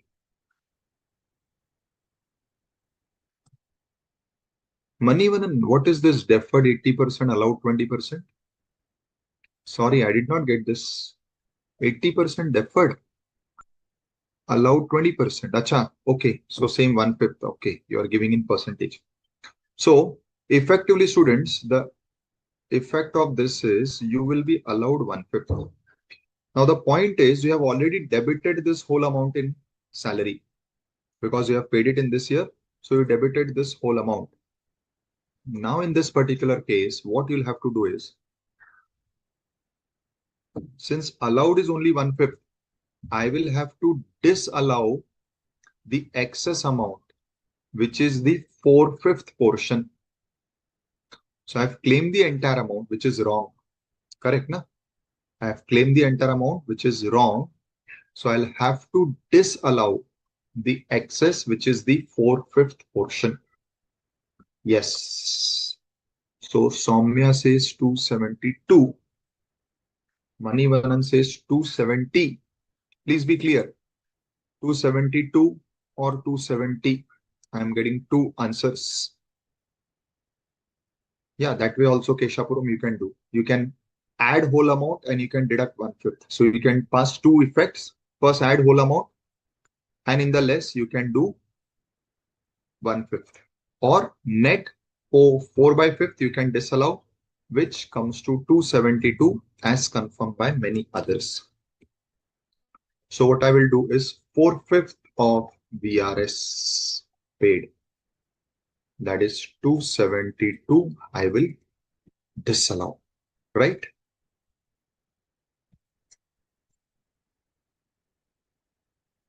Now, next. Interest on loan includes interest paid at the rate of 15% per annum on a loan of rupees 12 lakhs, which was taken from State Bank of India on 1/5 for purchase of new electric car. The car is personal use. Now we have already discussed, since it is personal, it will not be allowed. Yes, where it can get covered, that is under 80EEB. But as already pointed out by someone, that since you are in the new scheme, even that will not be allowed. Fine. But as far as our PGBP is concerned, we are only bothered about this part. Okay? So 12 lakhs का 15%. It is 1,80,000, right?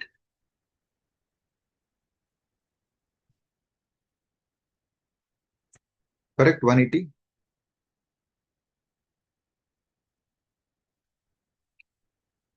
So interest on motor car loan 180 being personal. Correct? Yes. Proceed.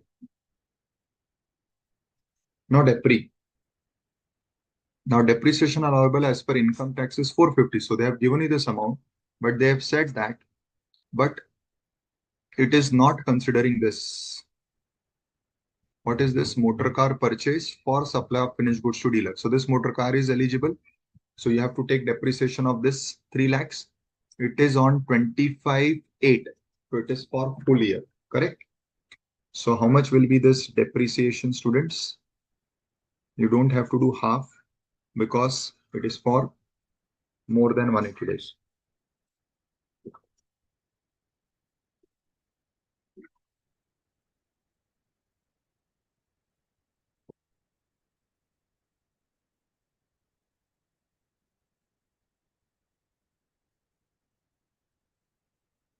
$45,000. Perfect. We'll take depreciation at the rate of 15% of this, which comes to 45,000.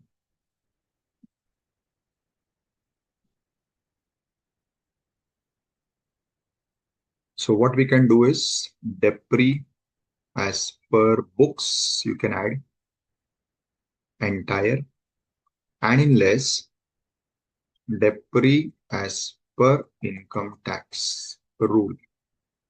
So this is 450, which is given, plus 45. So 495, entire amount we subtract. This is 450 plus 45. And what is debited to P&L? Depre 617, that we can entirely add back. So entire depre add back 617, and what is allowable is subtracted 450 plus 50. Correct? Professional fees allowed, rent rates, taxes allowed, traveling allowance allowed. All these are business expenses. All 4 conditions satisfied related to business, current year revenue, not an offense. So it is fully allowed. Now coming to loss on sale of scientific research asset, 2 lakhs. Now for this, again, there is an adjustment number 5, which is an interesting adjustment. What it says, you had purchased an asset for rupees 6 lakhs in this year for conducting research, and you have even claimed deduction under 35. Correct? Now this asset was sold by you on this date for 4 lakhs, and that is how you got that 2 lakhs loss. What will be the treatment?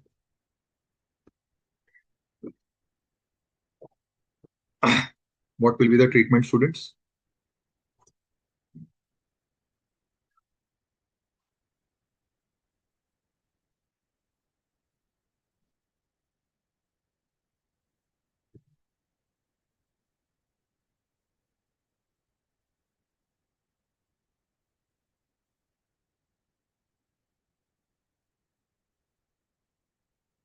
So exactly how much to be added, Beta?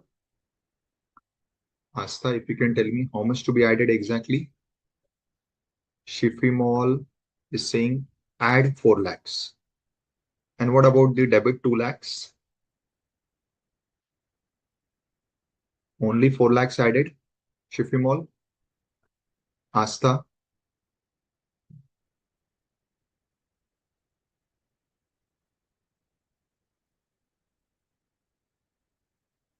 Okay. Shifimol says, okay, Asta, Shifimol, very good. So the answer, student, says that firstly, sale of scientific research asset. Firstly, the 2 lakhs loss which I have debited, I have to reverse the loss. So I will add back. Secondly, what is the impact under PGBP? Again, section 41 comes into play. You had purchased a scientific research asset some years back and taken the amount of that scientific research as your deduction. Now, when you sell that scientific research and the amount is recovered, it is recovery of your past deduction. So it becomes your income. So this entire 4 lakhs, which is the sale value, will now become your income. And hence, your amount to be added is 6 lakhs. So 2 lakhs for reversing the loss entry and 4 lakhs because that is your actual income. So students, this will be your PGBP calculation for this sum. And this sum covers majority of adjustments and mainly all the different adjustments than the regular ones. So this is how your computation would be done for this particular question. I hope this is clear to everyone. Everyone has understood the points what we are discussing. Anybody, any questions with any of these points? No? Great. Now, here onwards, the next sums, we will do it orally so that we are able to cover. Now we have understood the format. We'll do it orally. But before that, I'll just take a short break of around 10 minutes. In the meantime, you can just start at your end solving question number 3. Fine, students?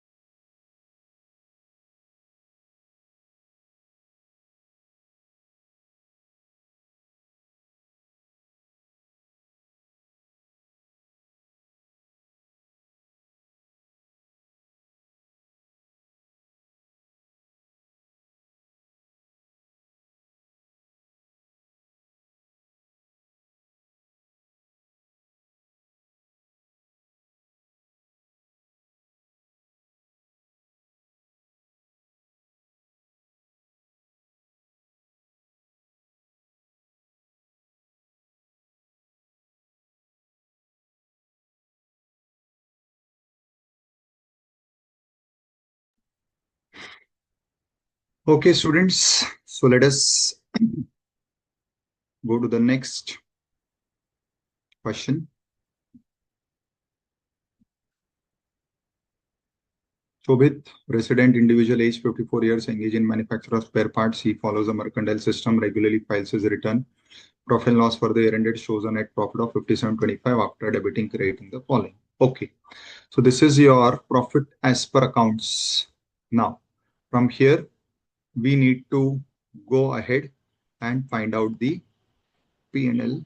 Anything else given, you are required to compute the total income and also the tax payable, if any, if he is opting out. So it is the old scheme. Okay. Additional info, Shobhit purchased new computer and was put to use the same WDV income tax of different assets. He paid 5 as life insurance premium. He paid 45 as life insurance premium. He withdrew 1.5 crore in cash from two current accounts maintained. There are no other withdrawals. Mr. Shobhit has sold a house. Okay, ठीक है. So for all this, let us start discussing his PGBP computation. So as we follow the reconciliation approach, we start with 5725, right? Now, following are already debited created, so we have to now analyze accordingly whether we have to stick to it or we have to make some adjustments. So first, Mr. Shobhit purchased plant and machinery for 55, for which he took a loan from scheduled bank. Date of loan is this, and rate is 11%. The asset was acquired on this and put to use here. So if this is put to use later, then obviously the depreciation will be half. The entire interest amount is debited to P&L account. Now, if we talk about interest, the question is whether the interest will be allowed full, half, or what. Now, firstly, what is the interest amount? The date of loan is 1/5/24, and they are saying the entire interest amount is debited to P&L, right? Now, in this particular case, what should be our adjustment? Anything specific you recall relating to interest? Asta is saying, sir, in section 43B, please see clause D, and sir, for that clause, if we made the payment by converting into loan or borrowing, then it will be presumed as payment. Yes, you're right. So, beta Asta, what is your doubt in that? That is specifically given. Students, what is interesting in this adjustment is you purchase the asset on this date, correct? You put it to use on this date, but your date of loan is this. So the interesting point is that you are paying interest on 1/5/24. You agree to this? However, you purchase the asset on 1/7 and you put it to use on this date. Now, if you remember even account says that all expenses till the asset is used, or if you are constructing the asset is put to use, will be capitalized. Same thing is given in section 43(1) of Income Tax Act also, that wherever you are acquiring any asset, all expenses till the asset is put to use will be capitalized. So your interest from this date, 1/5/24 to 1/9/24. So it is how many months? 4 months. 4 months interest, which is already debited to P&L, will be disallowed because it has to be capitalized. So 55 lakhs is your loan amount, correct? Interest rate is 11%. Now they have said the entire amount. Now entire amount is how much? From 1/5 onwards. So it is 11 months. So 11 months interest you have already debited to P&L, right? But we cannot allow you 11 months interest because out of this 11 months, 4 months has to be disallowed. So firstly, how much you would have debited to P&L? This amount is what you have debited to P&L. Now, I want to find out the amount which is applicable to 4 months. So this amount will be disallowed because this has to be capitalized. Am I clear? So this amount has to be capitalized. So this amount will be disallowed.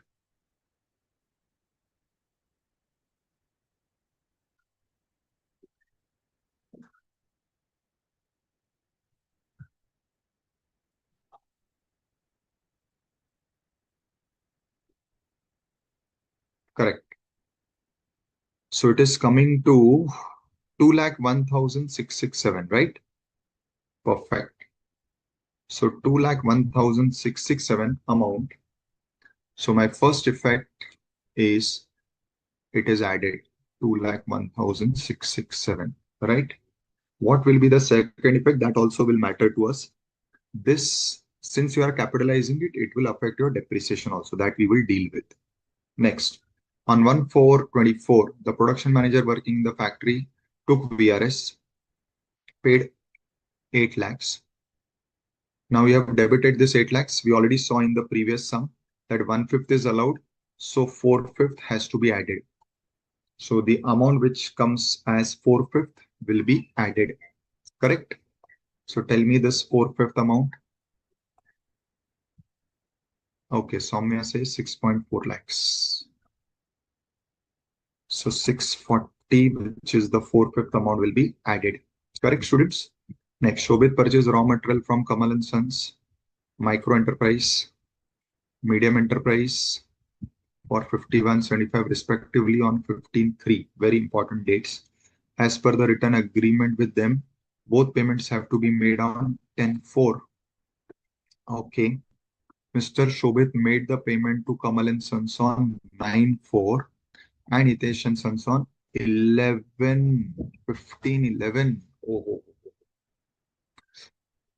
So what will be the impact of this, students? What will be the impact of this? Allowed or disallowed?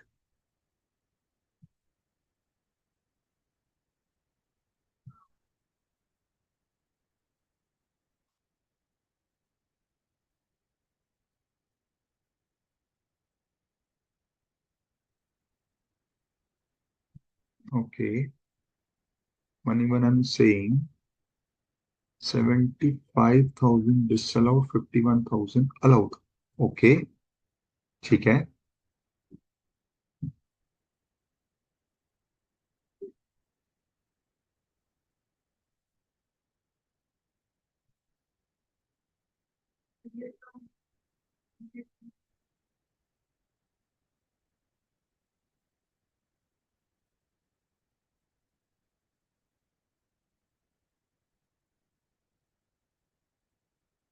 Okay. Hitesh not allowed, Kamal allowed. Okay. So majority of you all say that 51 is allowed, 75 is not allowed. But I was reading this and I underlined something. Kamal micro, Hitesh medium. Whether our restriction is applicable to even medium enterprises students? Because all of you are giving the same answers, which I can read. Yes.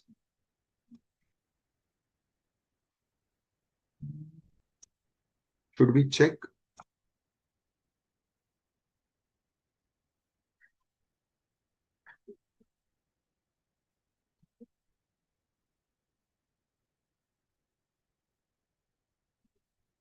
Because I had marked that point. I am also not recalling it. So let us both check 43B, right? You may in the meantime open the module. Because my interpretation prima facie is it is not covered. But you all are saying it is covered. My interpretation, it is not covered. It means for me, both payments are allowed. This is my interpretation, right?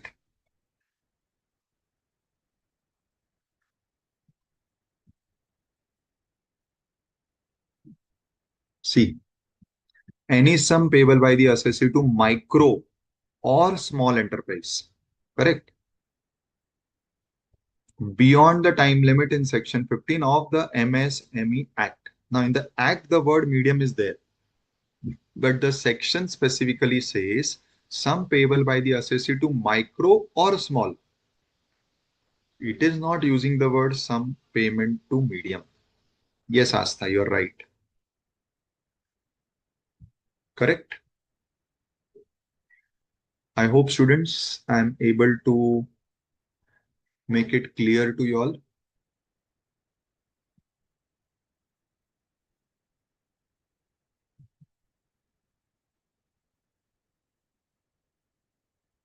Shilfi Mall says yes. So both are allowed. Is this clear, students? That is why this point I selected. So effectively, no additions. One, because for micro, section applies, but you have made payment within the timeline. And for medium, the section does not apply. So whether you have made payment within timeline or not will not impact your liability. Uh, Sir, I want to add in this point, in this regarding the medium enterprises. Yes, Yes, in please. 43B, micro and small enterprises are only covered in 43B for the purpose of actual payment basis for allowing any expenditure. So in case the payment you have made to micro and small enterprise, then definitely you have to see whether there is a return agreement or not. So in case of return agreement, which cannot exceed 45 days, the payment date. So in that case, if you are making the payment within 45 days, then expenditure is allowed on due basis. Otherwise, will not be allowed. If return agreement is not there, then within 15 days, that is clear. But in case of medium enterprises, because 43B covers only micro and small. So in case of medium, it doesn't apply. But in case of medium, like suppose purchase of goods, I'll say. Other clauses of 43B also doesn't put any restriction for purchase of goods payment made to a medium enterprise will be allowed on the basis of actual payment. So it means that is not covered in under 43B. It means if the assessee is following mercantile books of accounts, then it will be allowed on due basis.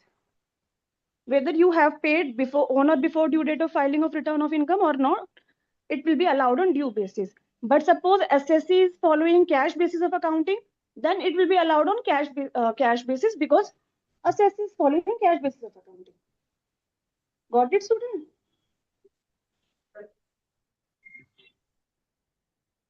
Yes, students. Ma'am has explained it very well in detail. So I hope whoever had doubts is now fully cleared. Yes, students. Students, if you have any doubt particularly on this point, you may just ask. Otherwise, sir will move forward to the next point which he was discussing in the question.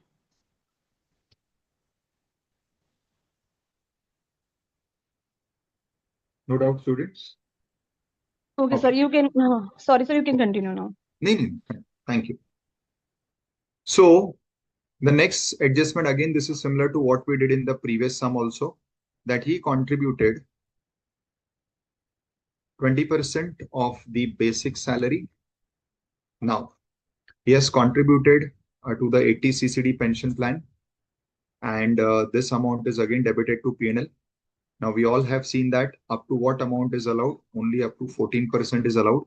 So whatever is the payment, which is his excess contribution above 14%, that has to be disallowed. This 14% will be calculated on the basic plus the DA, which is forming part. Now, here what is given, that this entire 40%, which is the DA, is forming part. So 10 lakhs plus 40% of 10 lakhs is 4 lakhs. So my salary is 14 into 14% is what is the eligible amount. However, I have contributed 10 into 20%. So I have contributed 2 lakhs. Eligible amount is 14% of 14 lakhs. So 14% of 14 lakhs is the eligible amount. How much it comes to, students?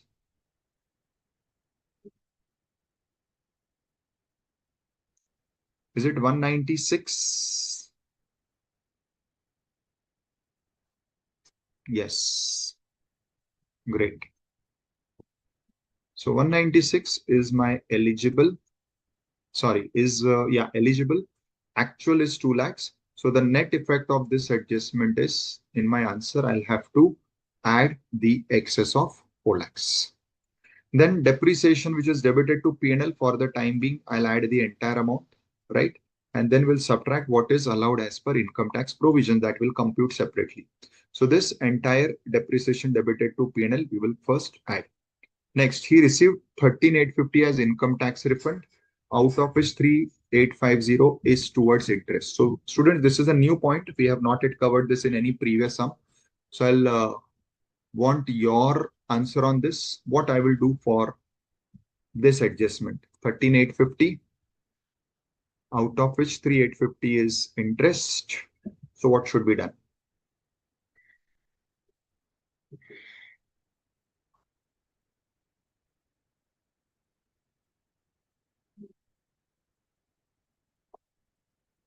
Students, I want your inputs on this.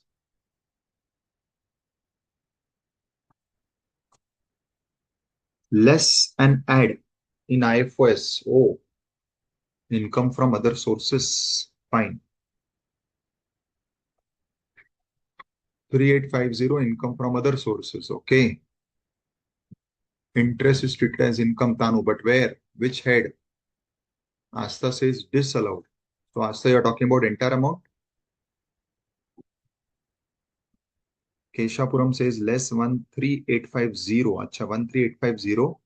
And in IFOS only interest. Okay.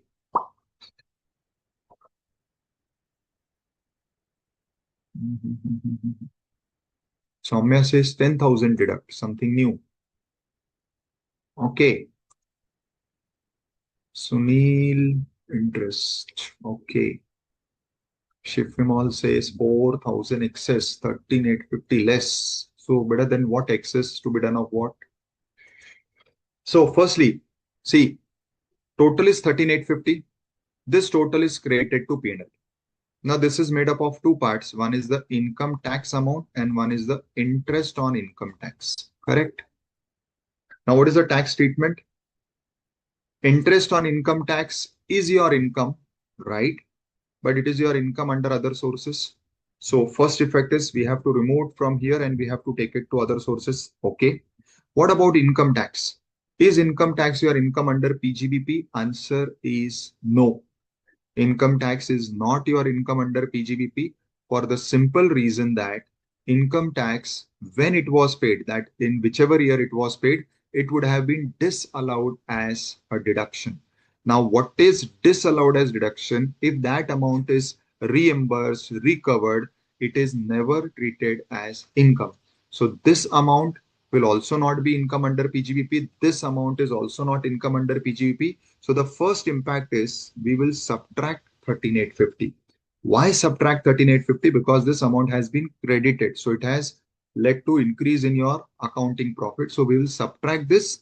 And yes, this 3,850 representing the interest portion will then be considered under income from other sources, IFOS. So this is income, but under other sources. So one effect, 13,850 entirely to be deducted in PGBP. And this amount of 3,850 to be considered separately as income from other sources. Fine, students. Now going to the other part, additional information. Shobhit purchased a new computer on 31st August. Okay. So computer, so it is 40%, 31st August and put to use on same date. So full depreciation. But there are some challenges. The payment was made as under.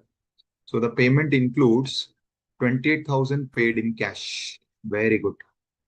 25,000 paid by account paid check on this date as balance cost of new computer. So students, what should be the effect of this? Effect is that for this 28,000, what has happened? You have made the payment in contravention of 43B. What is 43B saying? 43B is saying where the payment exceeds 10,000 and the payment is made by cash or by bearer check or even by cross check, it will be not eligible. And this applies even for capital asset. So no depreciation will be allowed on this. So in effect, nothing doing because it is not said that this amount is debited to P&L. So nothing doing for this 28,000. For this 25,000, you are eligible to get depreciation at the rate of 40%. Full or half? The answer is the depreciation will be full. Reason being that the depreciation was, the asset was put to use for more than 180 days. Hence, that particular depreciation is allowed full. So 25,000 into 40%. So the depreciation applicable to computer is 10,000. Students, so many messages to keep a track of what everyone is saying. Okay, so everyone is on the same page. So for this 25,000, 40% depreciation, that is done. Now let us proceed. WDV as per Income Tax Act of different assets, plant and machinery 8 lakhs, factory building 645. Anything in this, you remember students? Something which we had done earlier and is also having repercussions here. Do you remember?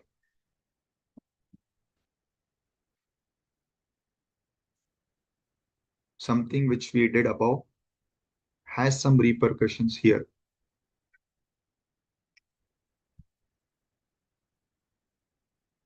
Yes? See.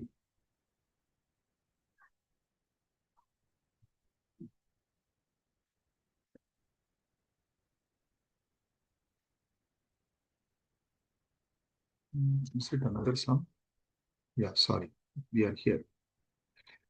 Mr. Shobit purchased plant and machinery for 55 lakhs and it was put to use on 1924. So 55 lakhs is the cost of the new machinery plus 2,01,667, which we added over here because this interest was supposed to be capitalized because it was the interest for the period before the asset was put to use. So even this plant and machinery, that is 55 lakhs, which is the purchase cost, plus this 2,01,000, both together are eligible for deduction. Now,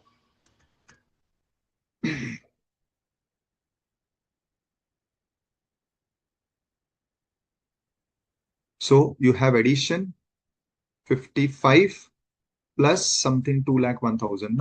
So 57 lakh 1,000. If I'm not wrong, it was 667. Now, this is the addition, correct? Which scheme are you following? Old or new? He is opting out. So you are in the old scheme. Now, what is the effect of being out of the old scheme? The effect is the person given is a manufacturer. If you remember, the sum starting point was given that the person is manufacturer and the asset is a new plant and machinery. So you are also eligible for additional depreciation. So firstly, we'll go one by one. For this, you take normal depreciation of 15%. That is on the opening WDV. On this, you take 15%, but you will have to do half because it is put to use for less than 180 days. So you will do half, correct?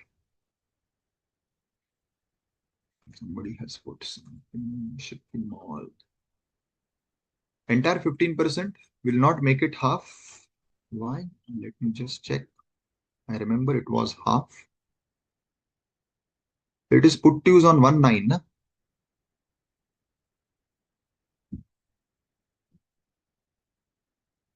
Keshapuram, I'm coming to additional. I've already given you the hint of additional.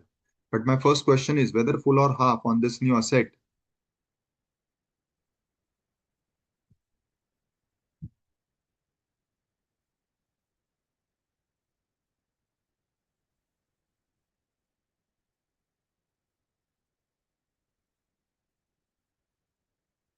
Yes, it should be half.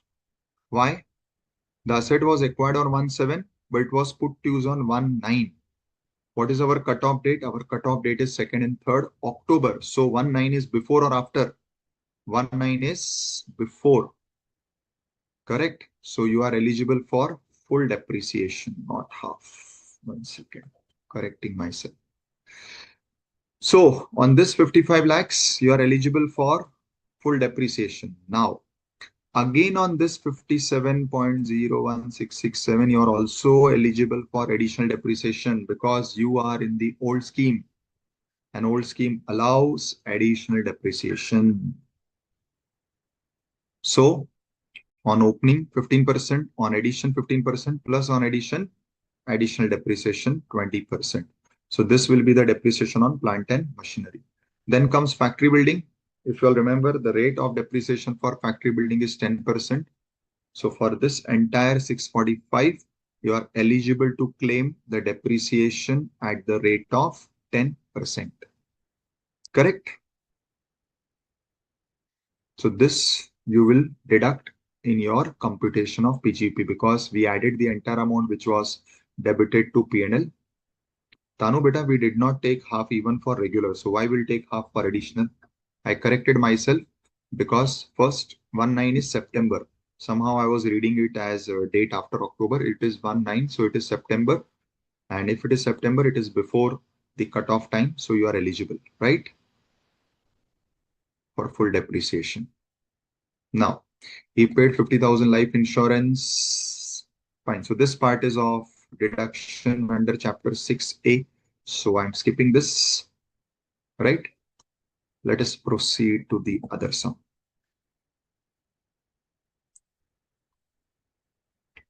This appears to be a simple sum. Let me just take it on pass forward basis. So income tax refund includes 450 as interest. This we have just done. Salary includes 30,000 paid to brother. Advertisement expense include 25,000 for advertisement published in souvenir political party. Miscellaneous include 1 lakh paid to political party. GST demand includes amount 53,000 as penalty for delayed filing, 1250 interest for delay. Amit purchased a warehouse building of 20 lakhs in rural area for storage of agricultural produce. Okay. Warehousing charges. Okay. Depreciation under income tax 65, excluding depreciation on warehouse building. Interest on loan includes 80,000. TDS not deducted. Oh. In most beneficial manner. When it says most beneficial means what? You have to consider old, new, both. Excellent. Fine.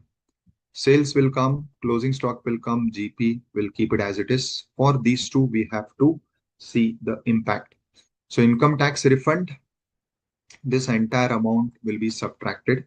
They have given in the first adjustment itself that this includes interest also, but anyways, that is also to be deducted. So first impact is we will deduct this entire amount in PGBP computation. And the second impact is 4570, which is your interest, will be income from other sources, right? Then there was something for warehousing. What did that warehousing point said? Hamid purchased warehousing building for 20 lakhs. This was made available for use from 15/7 and the income from this activity is created in P&L under the head warehousing charges. Okay. Now what will happen if you are getting an income from warehouse building? Will it be part of other sources? Will it be part of PGBP or will it be part of income under the head house property? Yes. Any inputs on the students where it will be covered?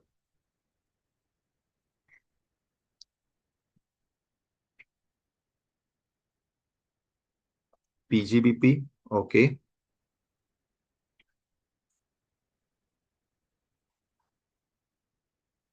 Students, PGBP. Okay. 35 AD. Oh. ठीक है. Any other point other than this?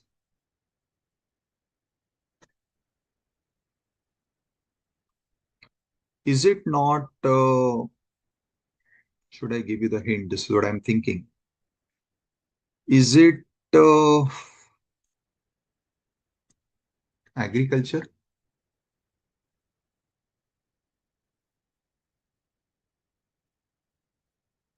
Hmm.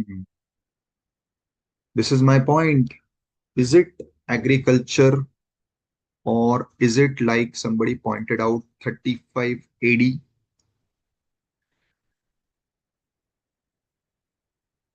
Just a random thought I'm giving.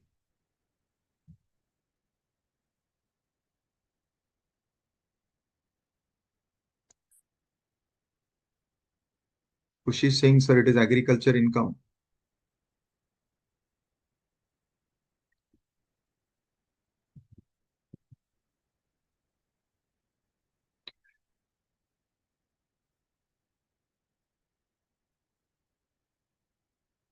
Chifimol, yes means what?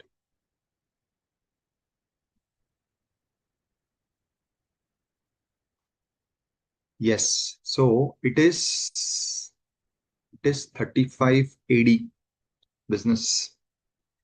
Now the difference is whether you are old scheme or new scheme. If you are under the old scheme, you are eligible for 35 AD deduction, correct? If you are in the old scheme. But the answer will change if you are in the new scheme. New scheme, whether 35 AD deduction is allowed, students?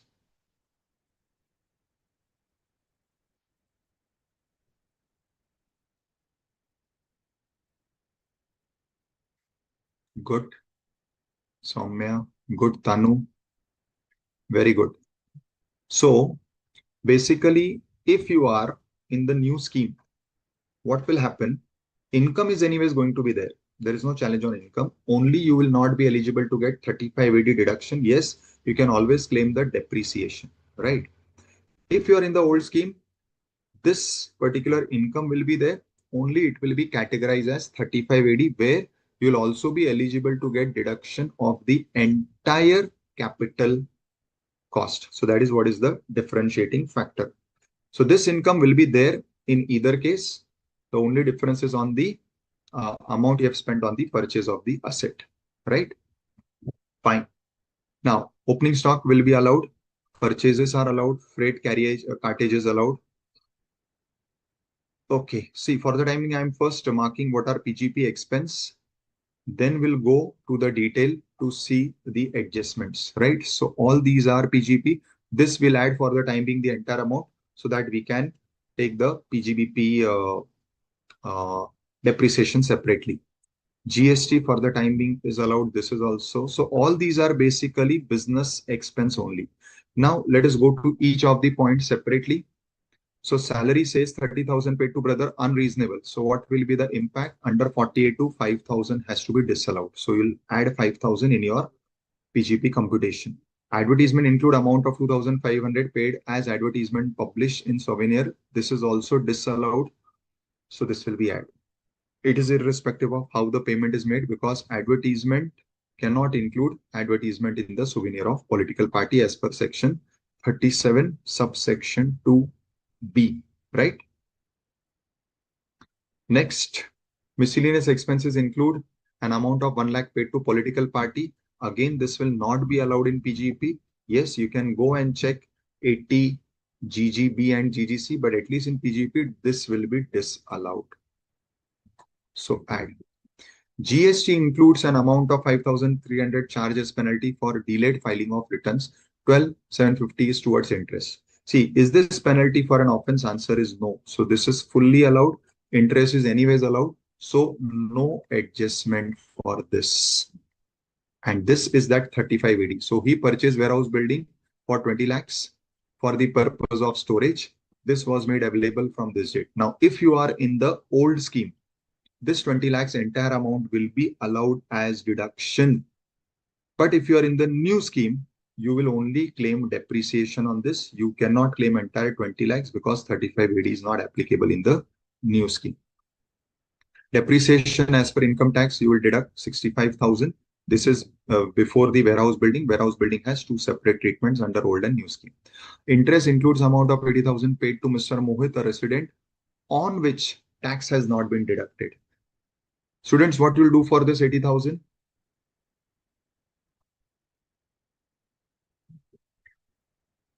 If tax has not been deducted, what you'll do?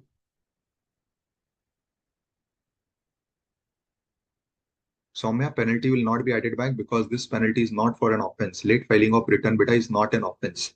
And only penalties which are in the nature of an offense are only disallowed, right? Yes, students, answer fast. Last point. 80,000. You have paid interest. TDS not deducted. Anu says 100% disallowed. Okay.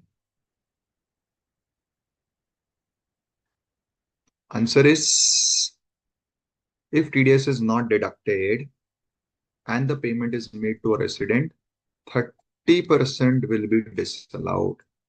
So you will add 24,000. Correct? Yes. Manivanan correct. Soumya correct. Asta correct. Tanu 30%. Perfect. Excellent.